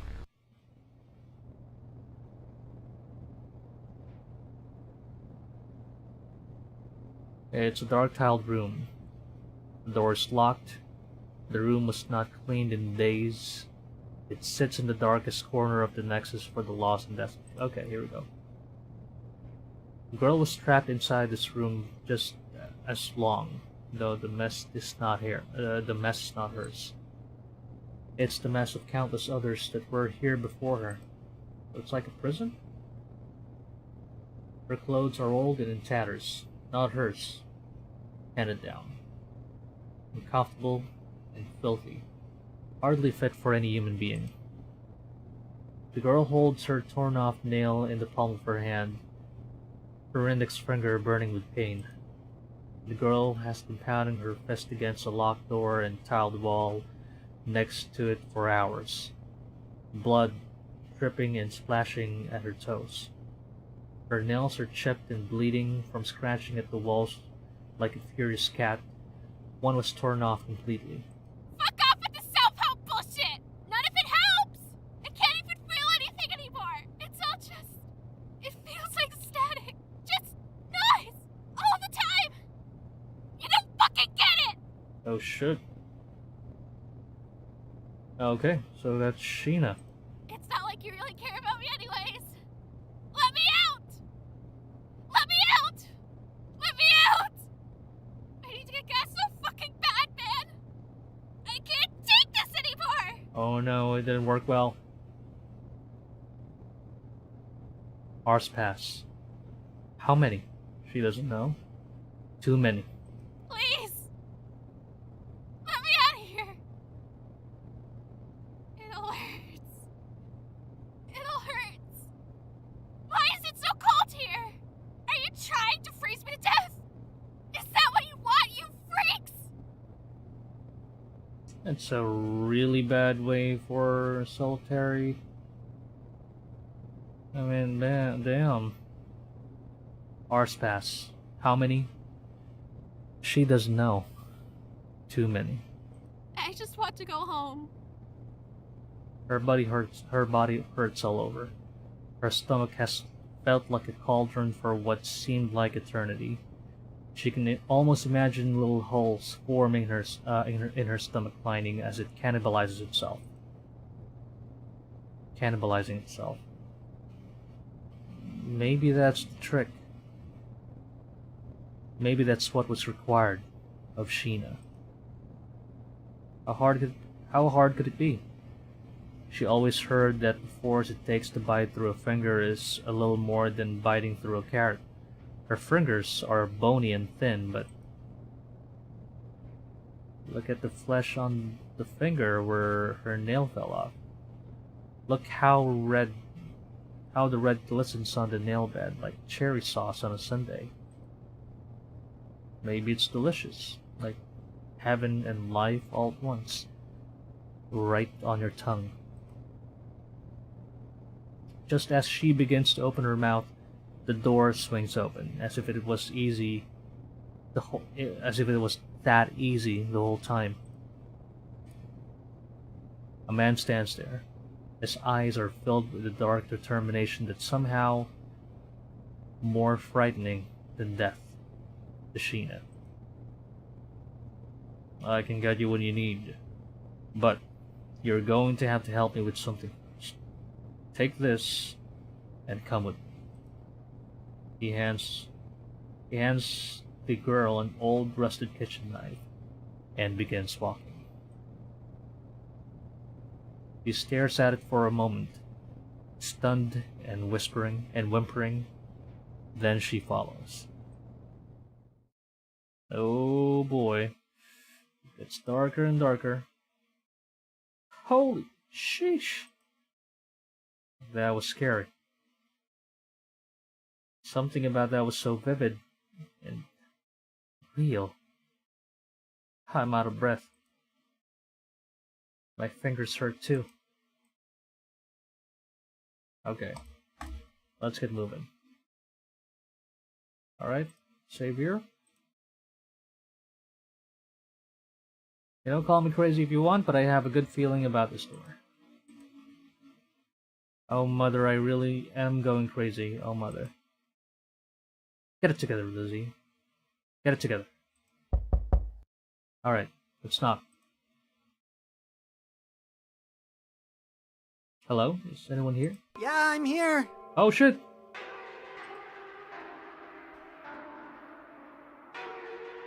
Where the hell? I mean, heck did you come from? Sorry, I was sleeping. That's weird. You smell kind of funny. What is that smell? A flank of bizarre steak in my pocket oozes. Oh no! Oh shit.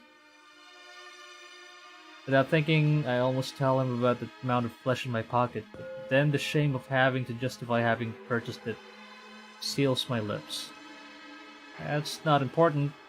Where were you sleeping at? You popped up out of nowhere. Scared me half to death.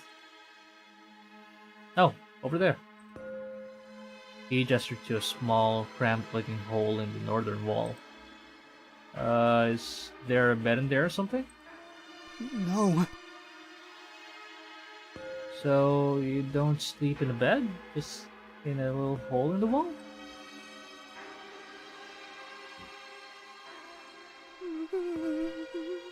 Oh no, poor guy. I had one for a while, but a couple of those AC gang guys came by and took it. Not that I minded. They needed a place to sleep. I'm happy to help. Grounds is fine for me. uh,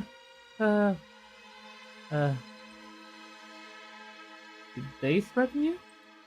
I'm fine. Oh, not at all. Okay. They kept punching me over and over until I gave it to them. They didn't bother threatening me.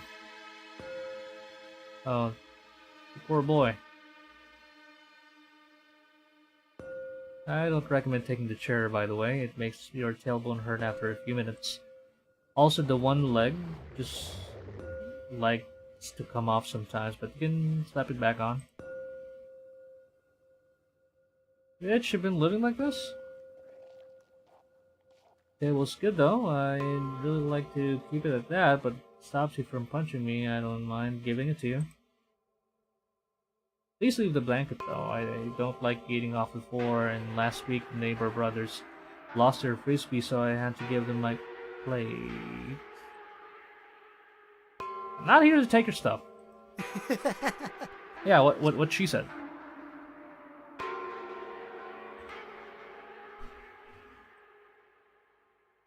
I explained how I got the letter from the mother matron and needing to find the boy she mentioned in the letter. Oh, I got one of those letters too. Glad you found me. I wasn't really sure what I was going to do about that. I thought about just heading out to Mother Matron's tower, but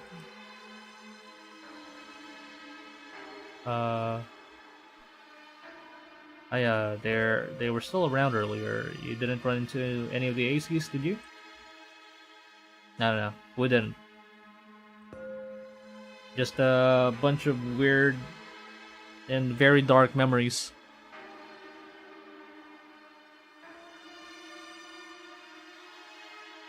Well, what do you call it?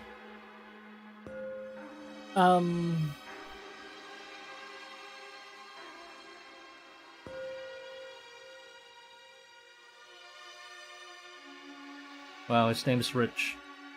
My name is Rich, but I don't have any money or anything. Stop, we're not trying to take her stuff. Alright, sorry, force of habit. Does it look like her name is Pucks? No, my name is Lizzy. Yeah, she's Lizzy. I'm Araya Rosei, by the way. I'm just hanging out. Very nice city you live in. Guys, thanks for having me.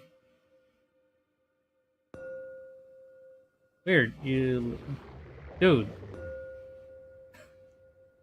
No.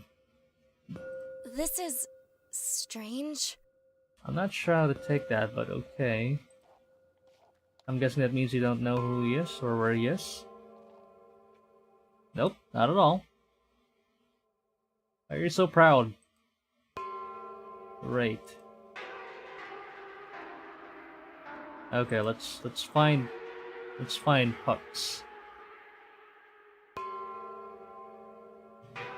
Actually, do you wanna look around the building? Despite just coming back the way I came, I did not enter the same room. I was back at the one hallway from before the junction, with the symbol painted on the wall. I freeze. A cold sweat breaks out of my forehead. Am I sick? Hey Lizzy, what you doing? Something wrong? Nothing. I'm coming. Let's just got a little lost is all.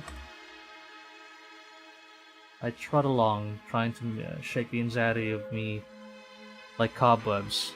It's like it still lingers below the surface.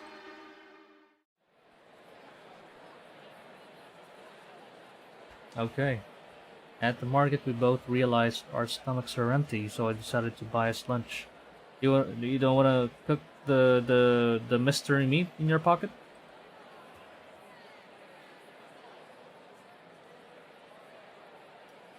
We made our way to the market and approached my favorite food stand, which sat far away from Meaty Marissa's booth of mystery meat and sold skewers. Oddly, I could almost swear I still felt her gaze. Oh, she's over there. Just keeping her distance, but I can see her watching from behind a barrel. She's laser focused on Rich and has not noticed that I have noticed her. Oh well, I think she's harmless. Just leaving us alone for now, I think. At least, I think she just wants to ogle her crush. I certainly will be better equipped to deal with anything that might happen in a full stomach, at least. The delightful smell of grilled rat and vegetables make its way up my nose and tickles the part of my brain that caused my mouth to salivate.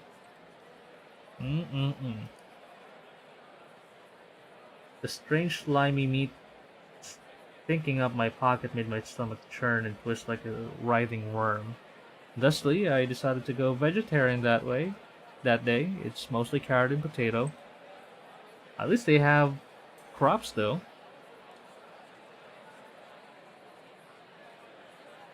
Okay.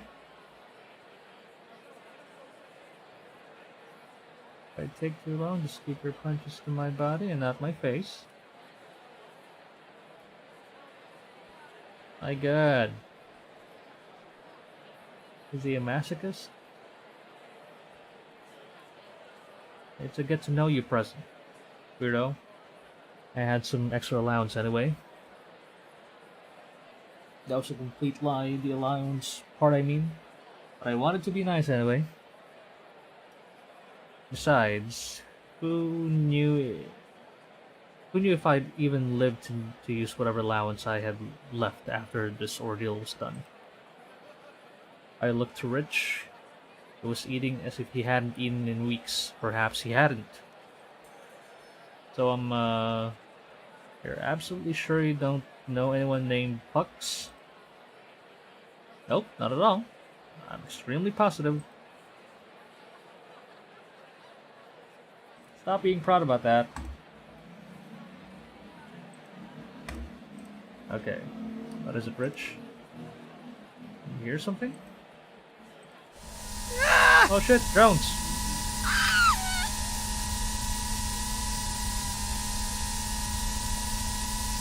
Looking closer at it, it seems... Okay. I've never seen a drone before? Alright. The heck is that thing? Birdie!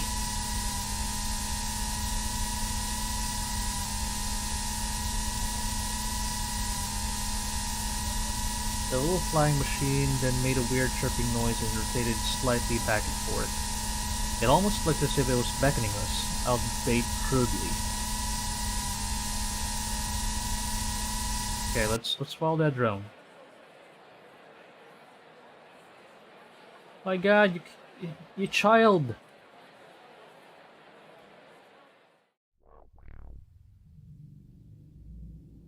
Okay, the drone weaves its way through the air of junks with a boat-like grace, dusting to and fro through the gust of wind.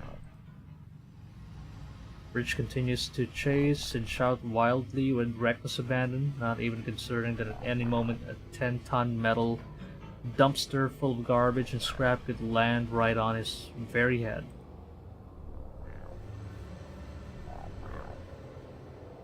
No one has an explanation for it, but the district of junks, originally established by Possum Brady, who always felt more at home amongst piles of trash and filth, had a dangerous characteristic. Unpredictably, things fall from the sky here, from a source that no one has been able to determine, like rain, but pulpier and sometimes deadlier. Sometimes you're lucky and the only thing that lands on you is some moldy fruit, maybe some bags of animal feces. Other times you would get the shell of a car landing on your head or shards of glass. One time I saw a bowling ball.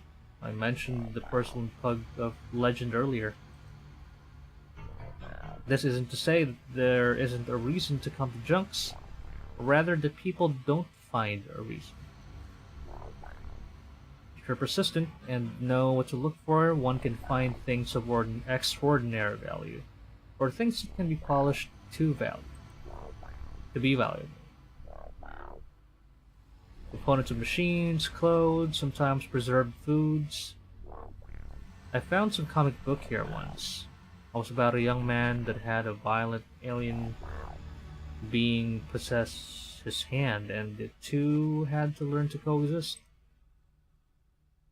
Their world seems a lot nicer than mine, to be honest. I stopped following Rich for a moment. Why am I pursuing this with such drive? My chances of survival are close to none. If legends are to be believed, a horror of unspeakable character, or one so unspeakable as to render all who encountered it speechless, awaits me. If I stood here long enough, I could simply wait for oblivion to find me, end the whole ordeal right here. Just close my eyes and breathe, and a life will have come and gone in a flash.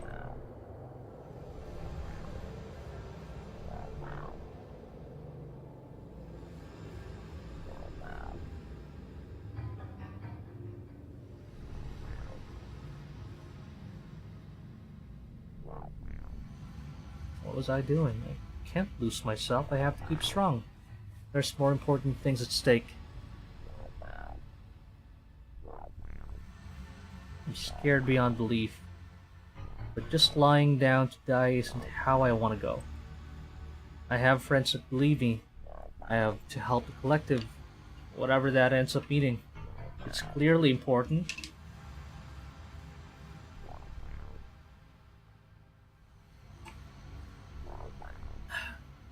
I look up. Rich is far away, but I can still see him. If I start sprinting now, I think I can still catch up. I slap my cheeks, scan the sky for any garbage train, and take off after him. And then I fall on my face. Ow. Oh, another thing. Paper cup.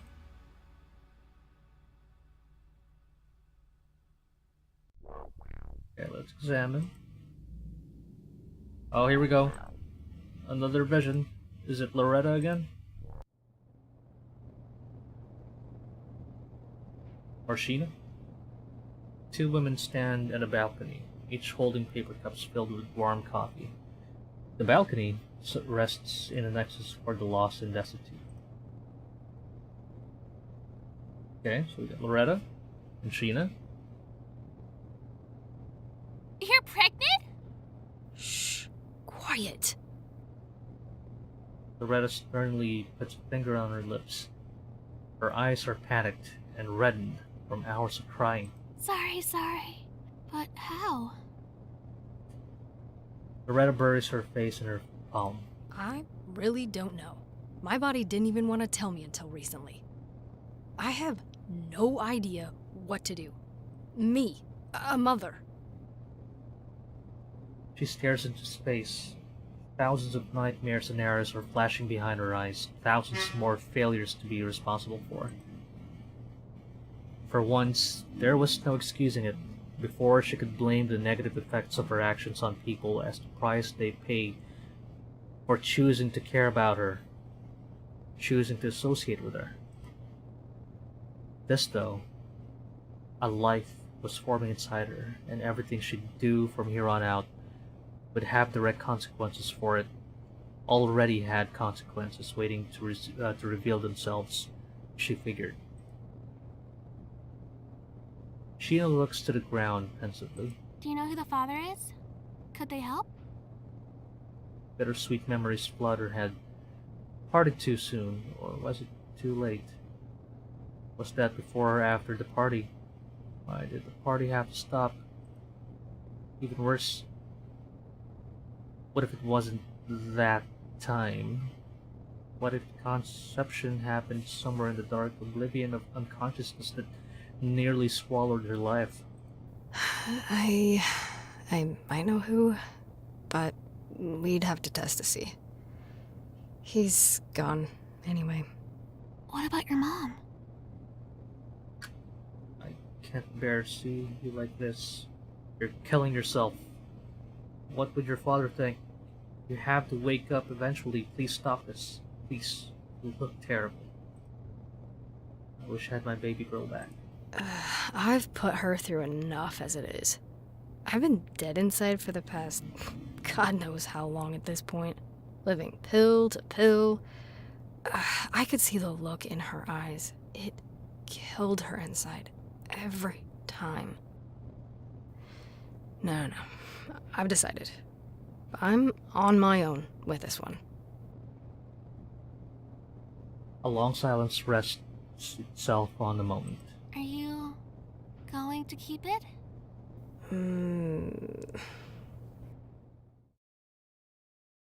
Okay, so this clearly means a lot.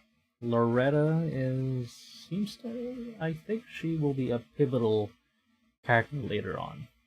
Somehow, Lizzy is drawn to this Loretta.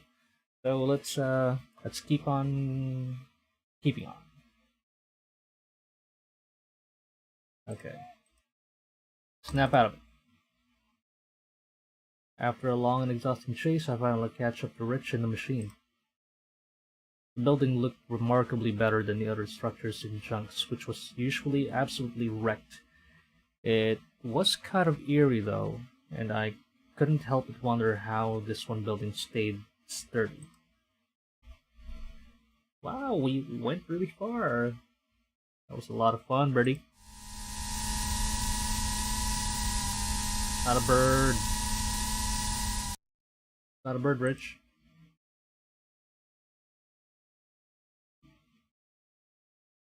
Okay, let's get inside. Appearances can be deceiving. For as relatively nice as the building looked on the outside, the inside more resembled the trash heap aesthetics that I expected.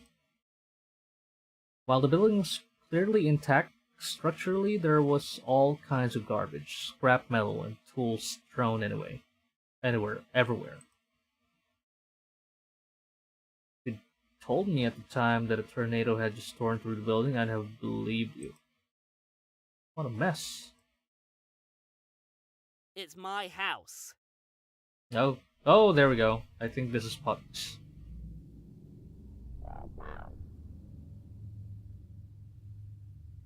Tall boy with a grumpy face and a black metal helmet wanders in, holding the strange flying machine from earlier. Birdie! Okay.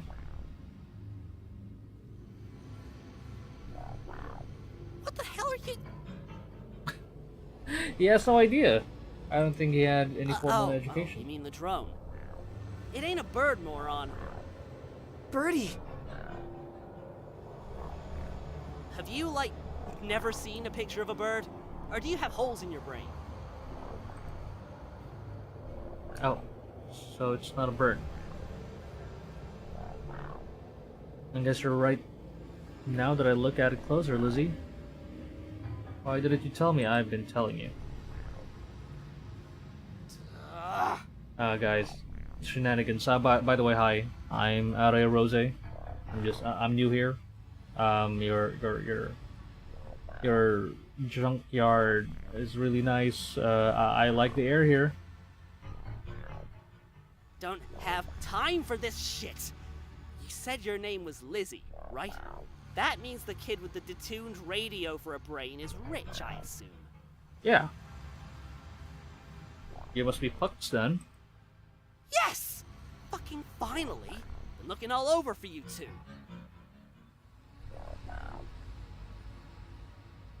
What do you think the drone was for? It's got a camera! I was using it to look for you! Oh, where'd you get it? Made it myself.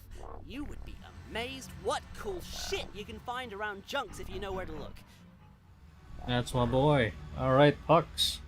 Machine parts and electrical components lying beneath the garbage, just waiting to be put to use. There you go. There's a glint in his eyes as he talks about it. This kind of thing really makes him happy, I think. He must really love building things. Sometimes people look down on those that spend all their time in junks, but I kind of admired it. Takes a lot of resourcefulness to be able to wade through the garbage and scrap and find stuff that's useful or make something new out of it.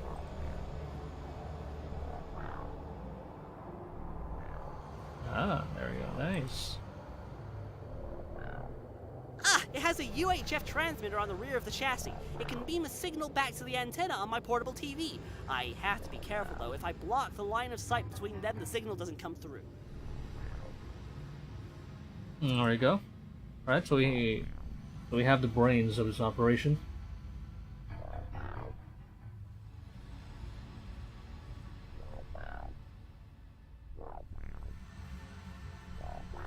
Yeah.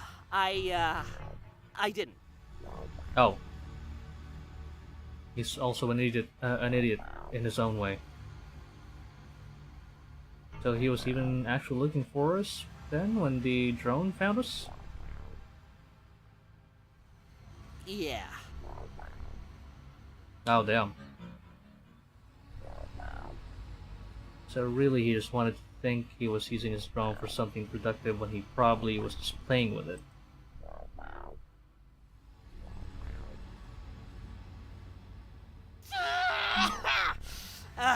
Anyways, we have to get going, don't we? Gotta do what Mother says, right? Even if it's sending us to a fucking grave.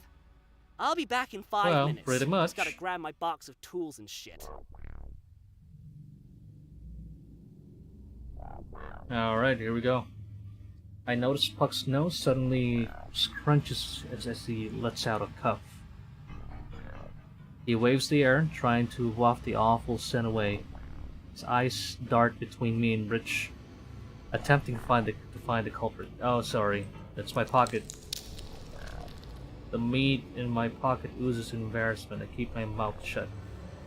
Rich stands there, oblivious and nose-blind to the smelly flesh at this point.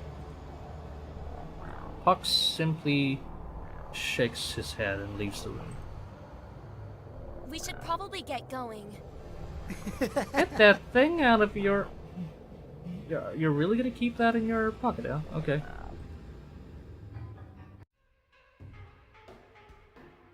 Together we make our way to the Mother Matron's monolith.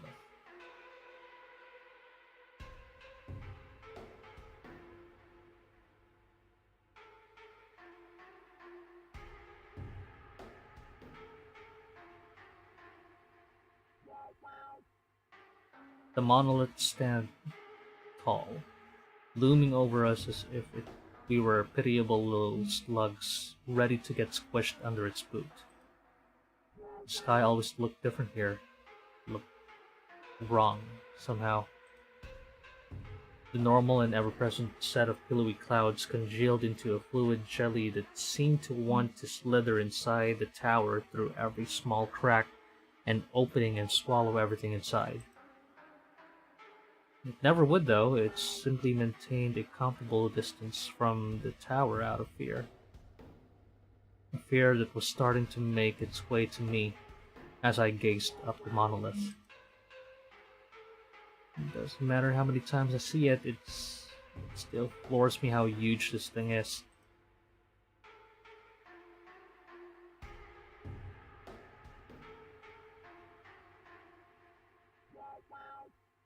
Puck stormed past us and went inside, hands in his pockets.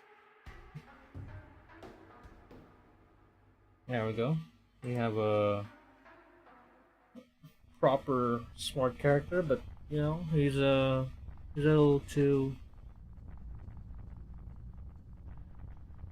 Yeah, he's smart in his own way, but he's not careful.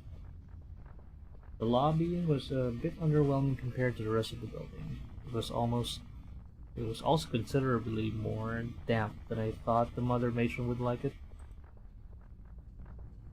For some reason I thought someone would be meeting us here. Apparently there's no welcoming committee. There's an intercom though. Okay, there it is.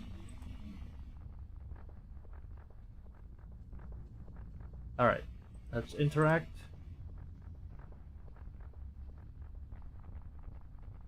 With none of us wanting to actually press the button, we stood there until awkwardness decided to rest itself on the moment. Press it!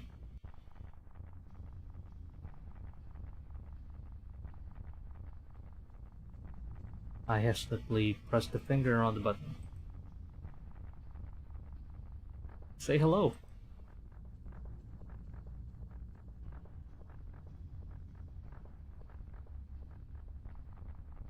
Hi, were the three the mother matron summoned? No. Make that 4. Make that 4. I'm coming with 12th floor.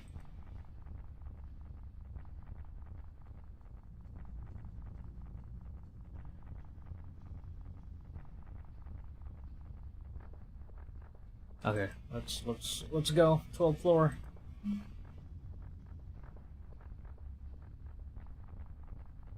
Yeah, he's kind of a jerk.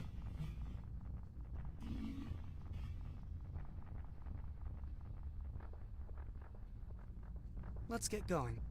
Let's get going. Alright, Rich.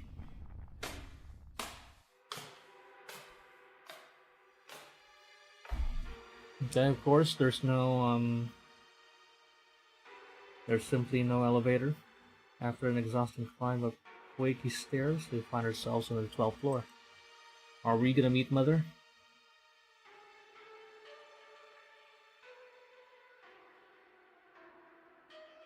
It felt as if the hallway was made out of sharp knives, resting against each other, waiting for the right moment to slice us to ribbons. The hall terminates in an aged doorway made of wood and fogged glass. Behind it, theoretically, was the dear Mother Matron, waiting to greet us and embrace her dear children. I'd finally get to meet the paragon of kindness that I knew was the caretaker of every girl and boy I knew. And yet, every synapse in my body was afire, screaming at me to turn and run. I kept my feet firm, but where my skin sentiently would have ripped itself off my flesh and jumped out of the closest window it could find. Alright. That's weird. We're gonna meet her.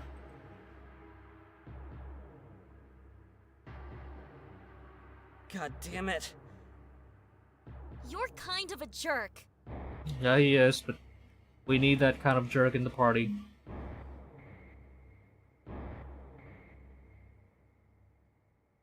I volunteered so confidently just to get them to shut up. But the instant I said that, it felt intense regret.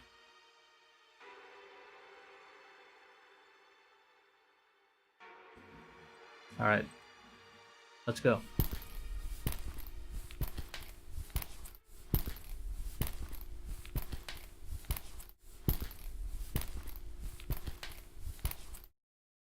Oh, the suspense.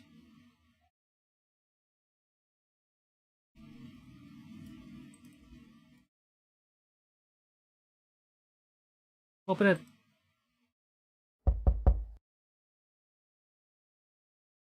Open it. Open it. Well, it's locked. Oh, there. Oh shit. What's that? That's a little big.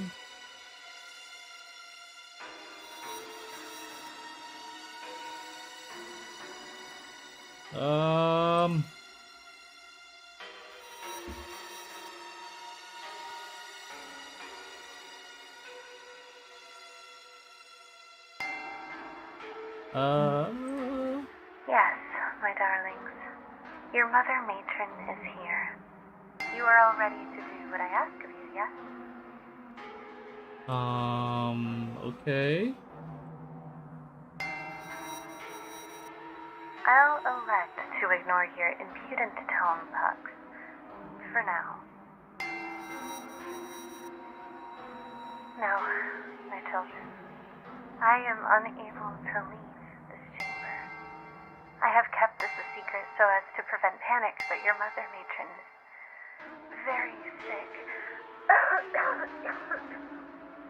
Why is she so big?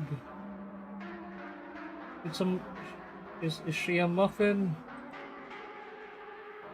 Alas, I must remain secluded.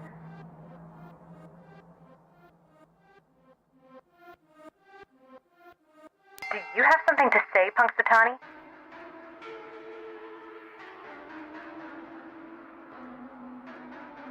Because of my illness, I am unable to carry out the grand mission of the collective, which is what you have been called here for, my children. We seek the womb of paradise, my beloved. The womb of paradise. It is no secret that life in the boarding is difficult.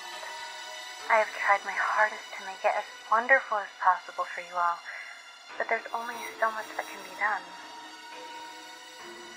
Okay, you're scaring me, Mother. Hang on, it's getting pretty loud again.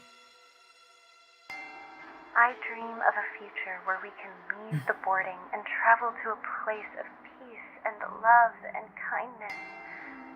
That is what the womb of paradise is, my dears.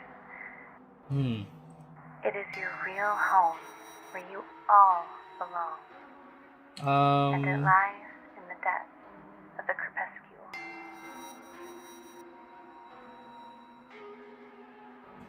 Yes, the honorable surveyors are to carry on the mission of seeking the womb of...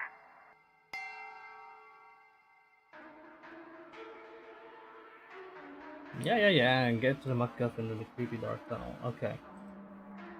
You are fortunate that I have patience for such impudence.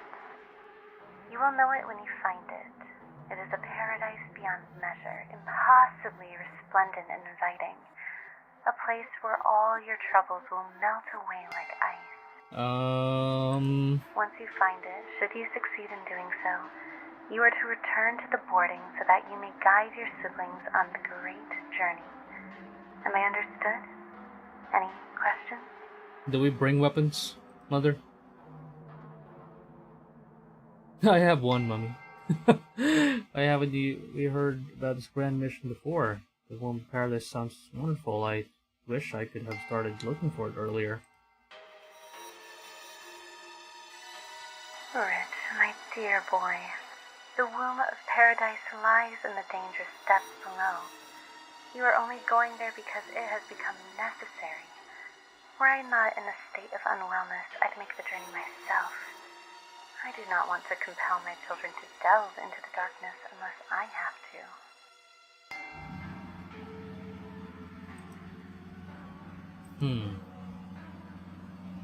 I have a question too. Is there anything you can do to help us succeed? Anything you can give us? Some advice, maybe? A gun? Weapons? Mother? Near the shaft leading to the Crepuscule is a locker room filled with various items. You are free to take anything from there that might be of use. Okay. There better be a gun there. As far as advice, all I can offer is to never give up hope. Keep seeking paradise, even when it feels impossibly out of reach.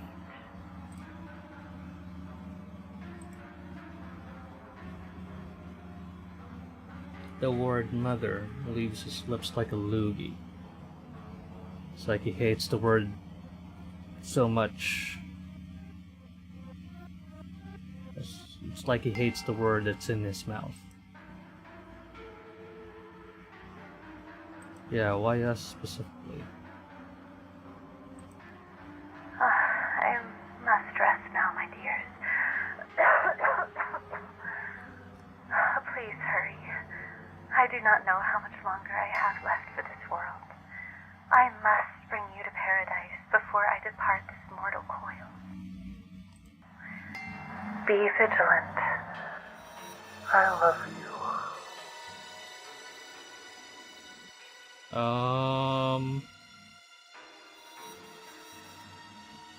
Silence. I guess that's the end of the conversation. Puck glared towards the Mother Matron's receding shadow. I tapped him on the shoulder gently. I guess she left.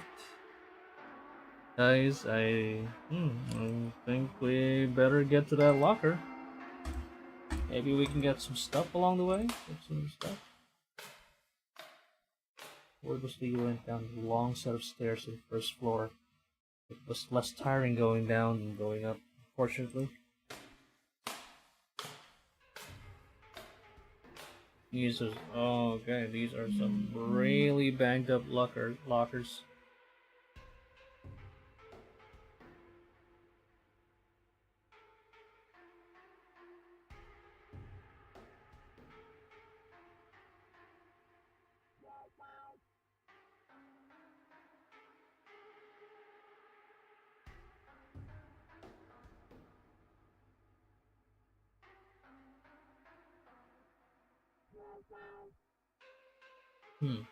Okay, got a crowbar. Thank you. I'm taking that.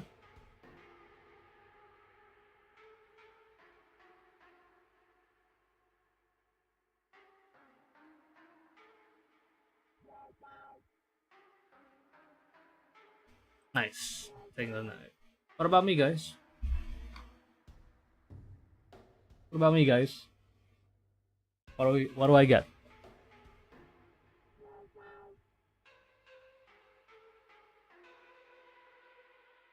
I carefully ran my hand against the side of the blade. Its rusty surface felt scratchy against my fingertips. Okay, you got a bat. Nice. What about me? You're really cool!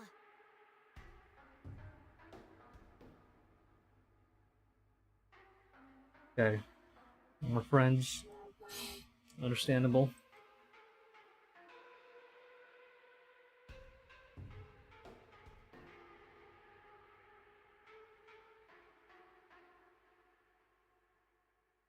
Aren't we gonna bring some provisions? Toolbox. Okay.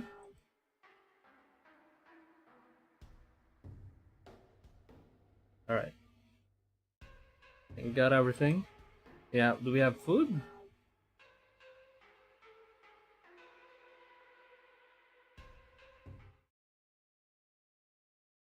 Okay. Ooh. This is the only entrance? Nobody guarding it? Oh boy. Here we go. Save here, folks.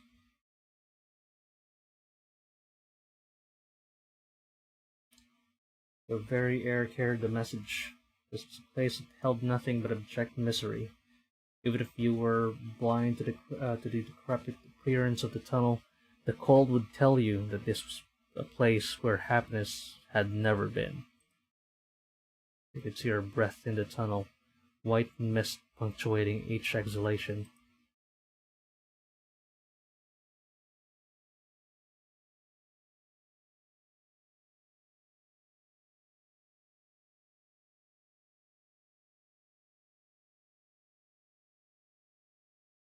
Do you want to go back and get a sweater, guys?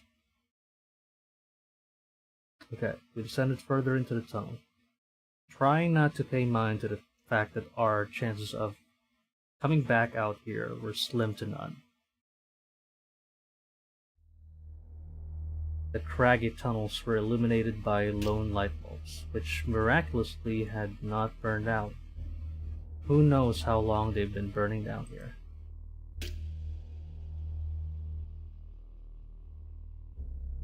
So something's been here.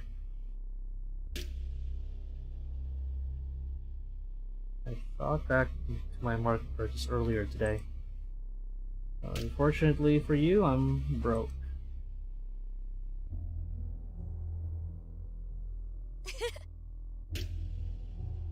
Okay. I'm also broke, guys. I'm here to make sure that you don't die. So I guess we're gonna play even there. Resting on a wooden bench against the wall was a small little book with a black leather, or maybe faux leather cover.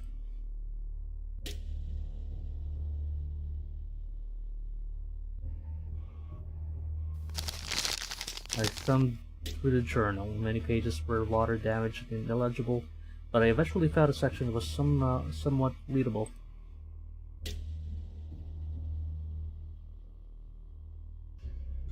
I love how it feels inside of me. I love the feeling of it crawling around inside my guts.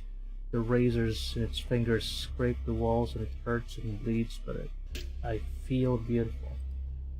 The feeling of alive inside, feeding on my insides, everything about me keeps it alive.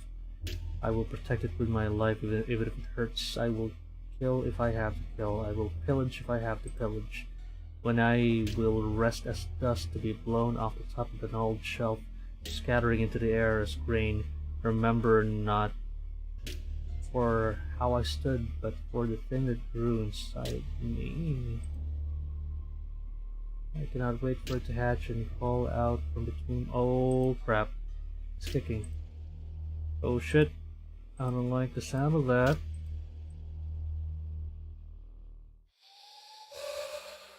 Okay. Okay. Ready your weapons, guys. Ready your weapons.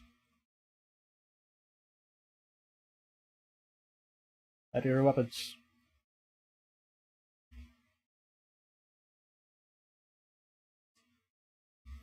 Okay. Let's go.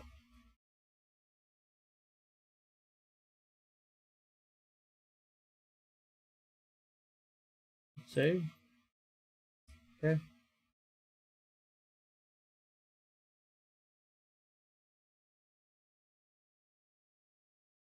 Okay, before we proceed, let's take a little break, shall we? Take a little break. I'm just gonna rehydrate and be back in about 5 minutes. All right.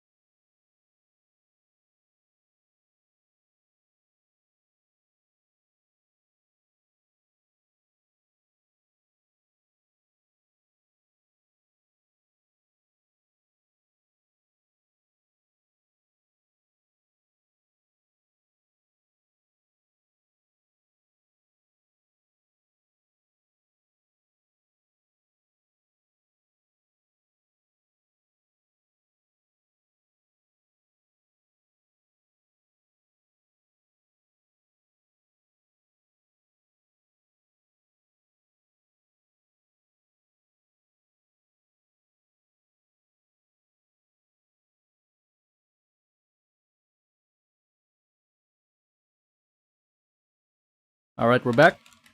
Thanks for waiting, guys.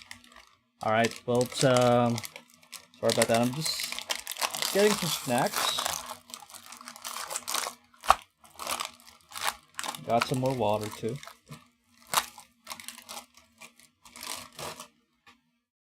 Some seaweed, some nori.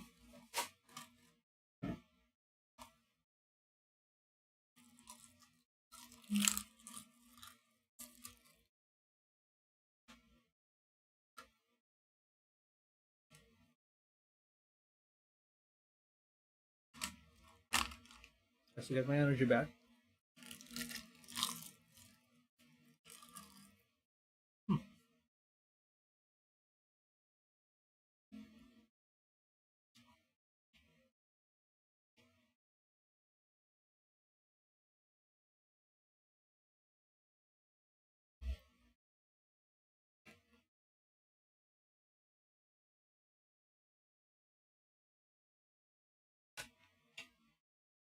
Alright, let's continue. Oh shit! Oh, here we go. Oh, fuck, does that work? Alright. Do we run? There behind Rich, I saw something that my mind could scarcely comprehend. Horrible lumbering tower of meat, with glassy blue eyes that stare with a cold hunger and malice. It writhed in the distance, a living nightmare that's delighted to know that none of us could wake up to escape it. Okay, is it fast? While it was hard to determine exactly where its attention was drawn, it was clear that Rich was its in sights. That's when it reared up and charged at Rich. Okay, we gotta keep him alive. Alright. If I didn't do something, the monstrosity would do something terrible to him. Let's throw the knife.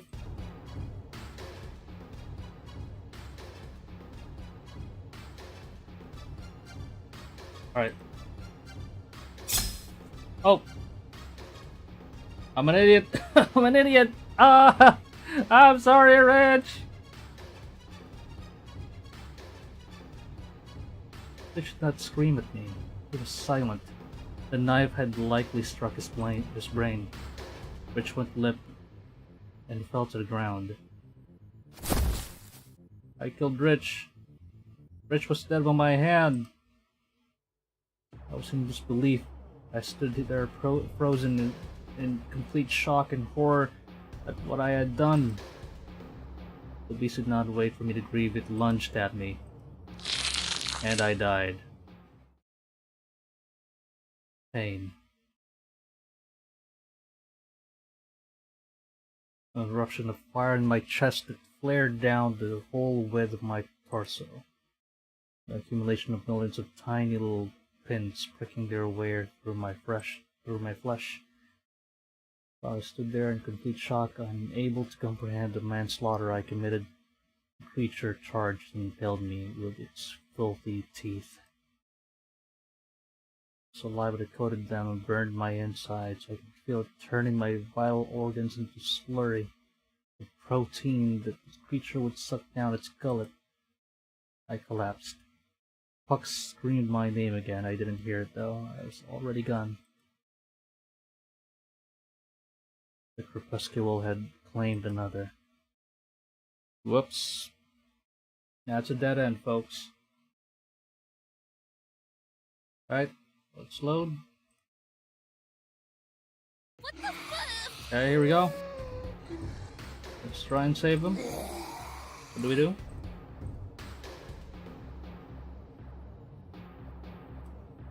Chill out. Rich, get out of there!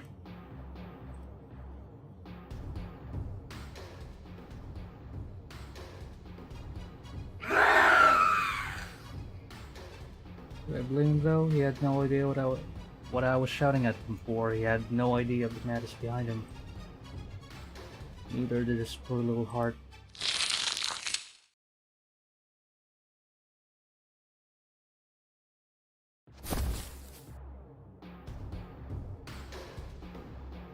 Crap. There's only one option.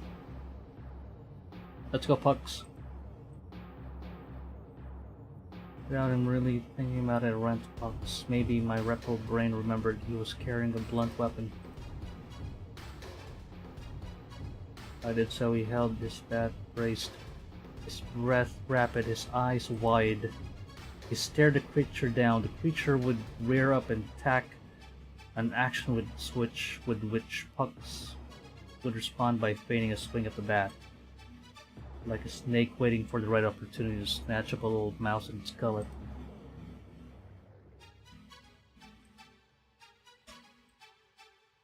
There has to be...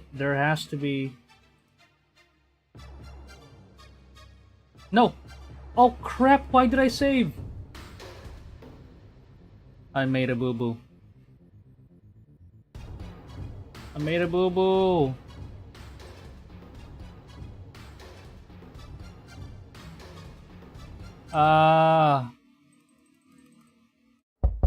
Yeah! Okay, aw, shit. I'm sorry guys, we're gonna have to breeze through all of this. I hate it. We lost him, we lost him, gang. Shite. We couldn't save the boy. We couldn't save the sweet, sweet boy.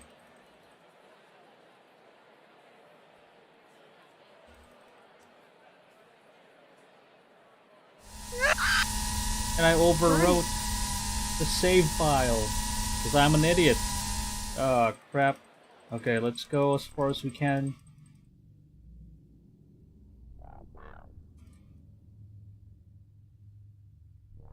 Let's save here.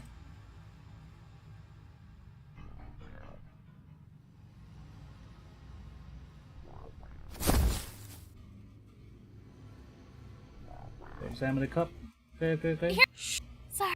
Very important to get through. Do you know? What about? Are you? Okay.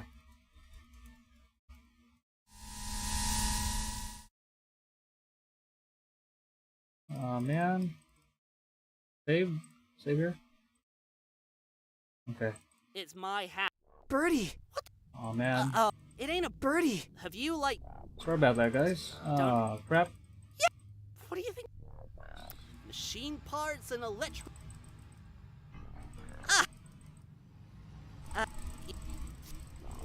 Okay, what we're just gonna do is real quick.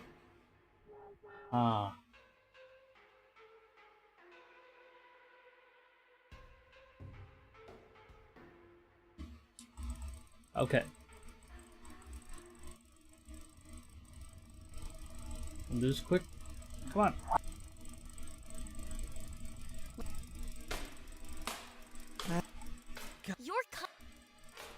Okay. Saving.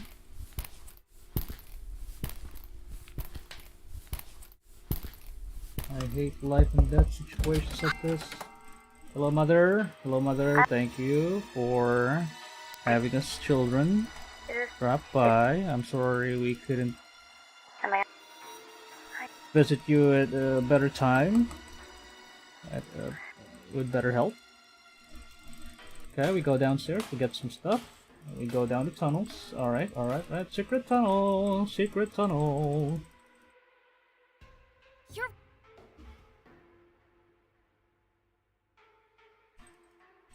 Okay, we got toolboxes. Okay, second option seems to be our best choice. We gotta save as much as possible. I want him to be alive. Okay.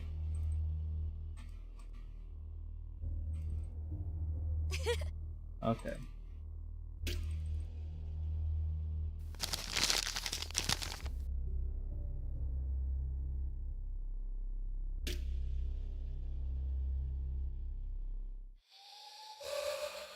Okay. Saving.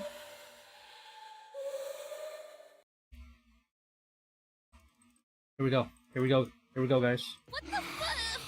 Oh boy. Okay, let's save him. Of course. Why did I call him? He's an idiot. Okay, let's push Rich away.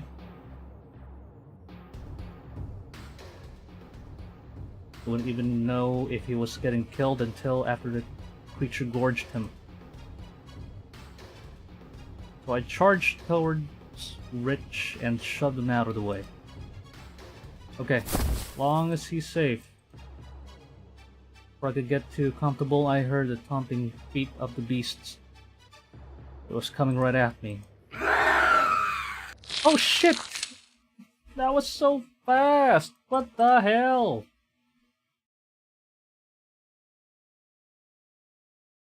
That was so real time! I'm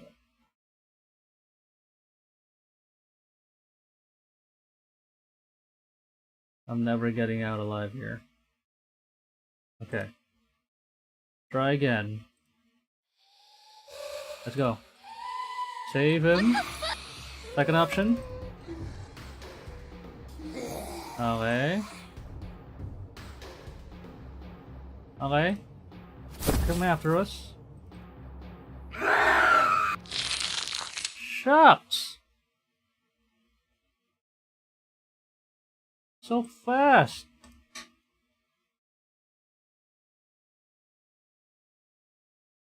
No! Okay, let's go, let's go. Let's do this, let's do this.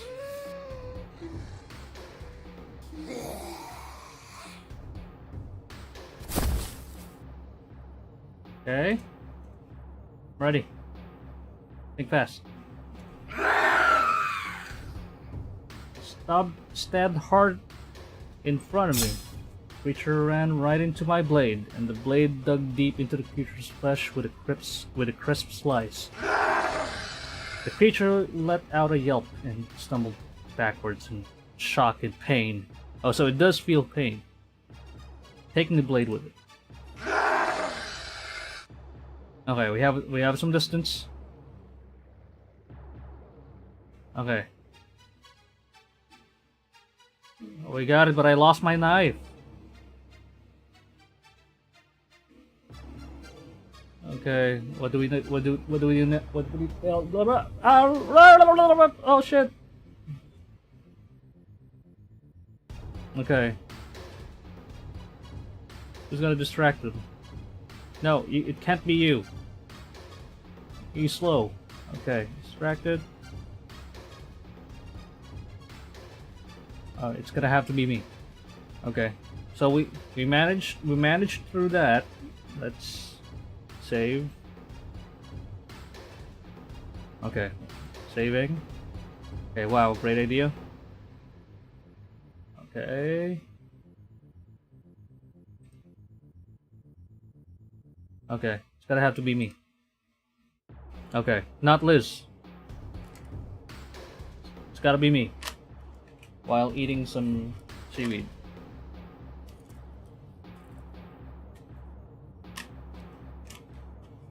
Wow, we got soggy fast.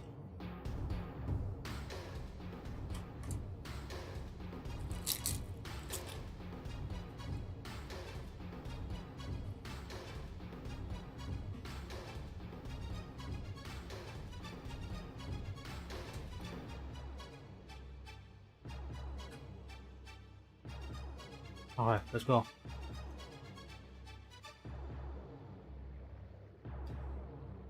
Alright.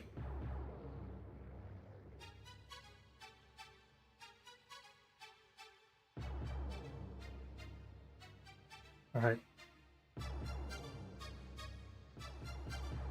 Let's throw the strange meat. Let's go. Stinky meat.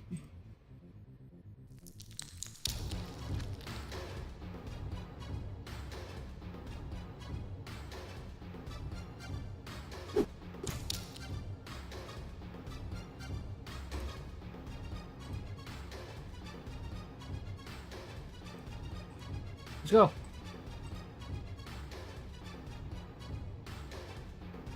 Yeah, take this, creepy thing.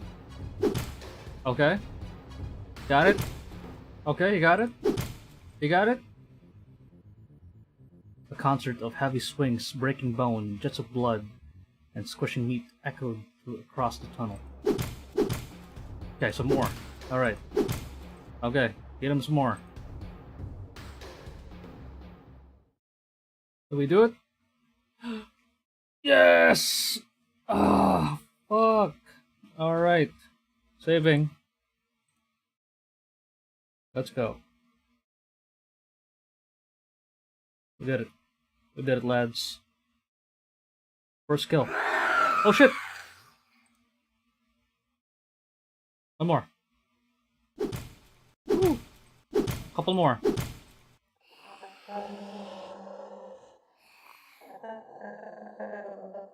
Ooh, that's some... Oh, that's some sound design. Oh, that's really eerie. Really gets to you. Alright. Sword blood stank of metal and rot and pooled on the ground beneath it. With a pathetic little whimper, the creature stopped twitching, its giant eye lost expression. It saw nothing anymore except eternity. It was dead.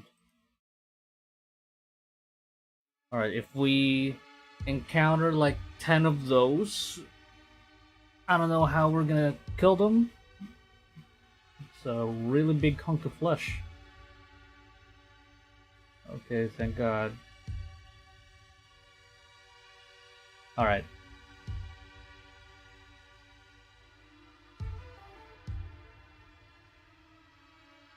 Saliva is corrosive. Okay.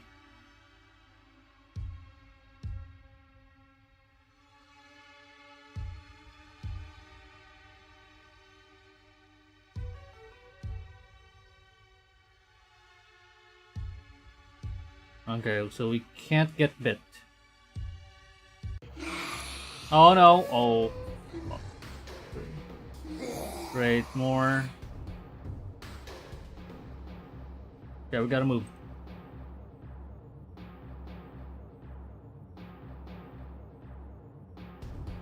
I think we should head straight here. It looks like a dead end on the left. Whoa! Glance behind me and see Rich halfway inside the ground. Oh crap! Rich, what the fuck? Please, help! Oh no! Fuck. Liz!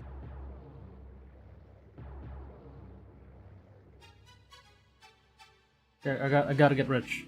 He's stupid, but we need him. We need the manpower.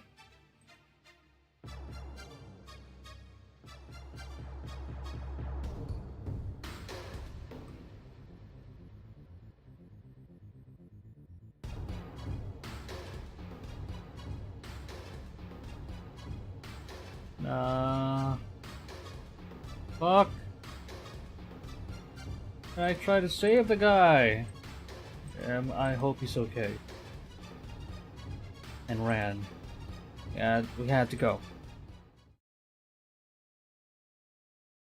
I don't know how long we ran for, but eventually the horrible cacophony behind us gave way to silence. And we were safe. For now. Hopefully.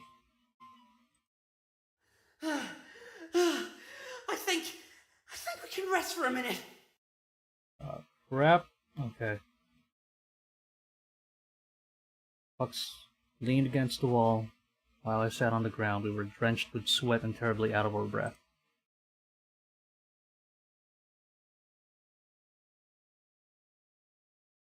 Okay. Off to a bad start. Okay. If we have more than one, it's already so much trouble. If we have to fight like 10 more, yeah, no. It takes like 3 people to get rid of one. I'm not here how I'm crazy firepower.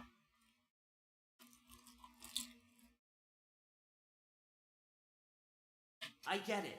I really do. But we gotta focus on our own survival now.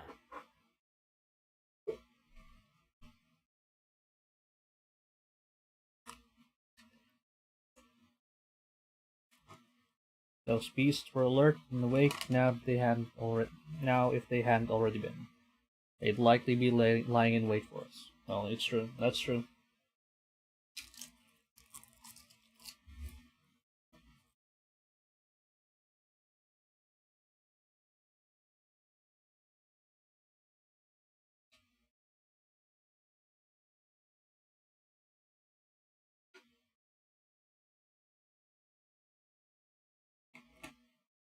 Okay, now I hate to break it at a very exciting part of the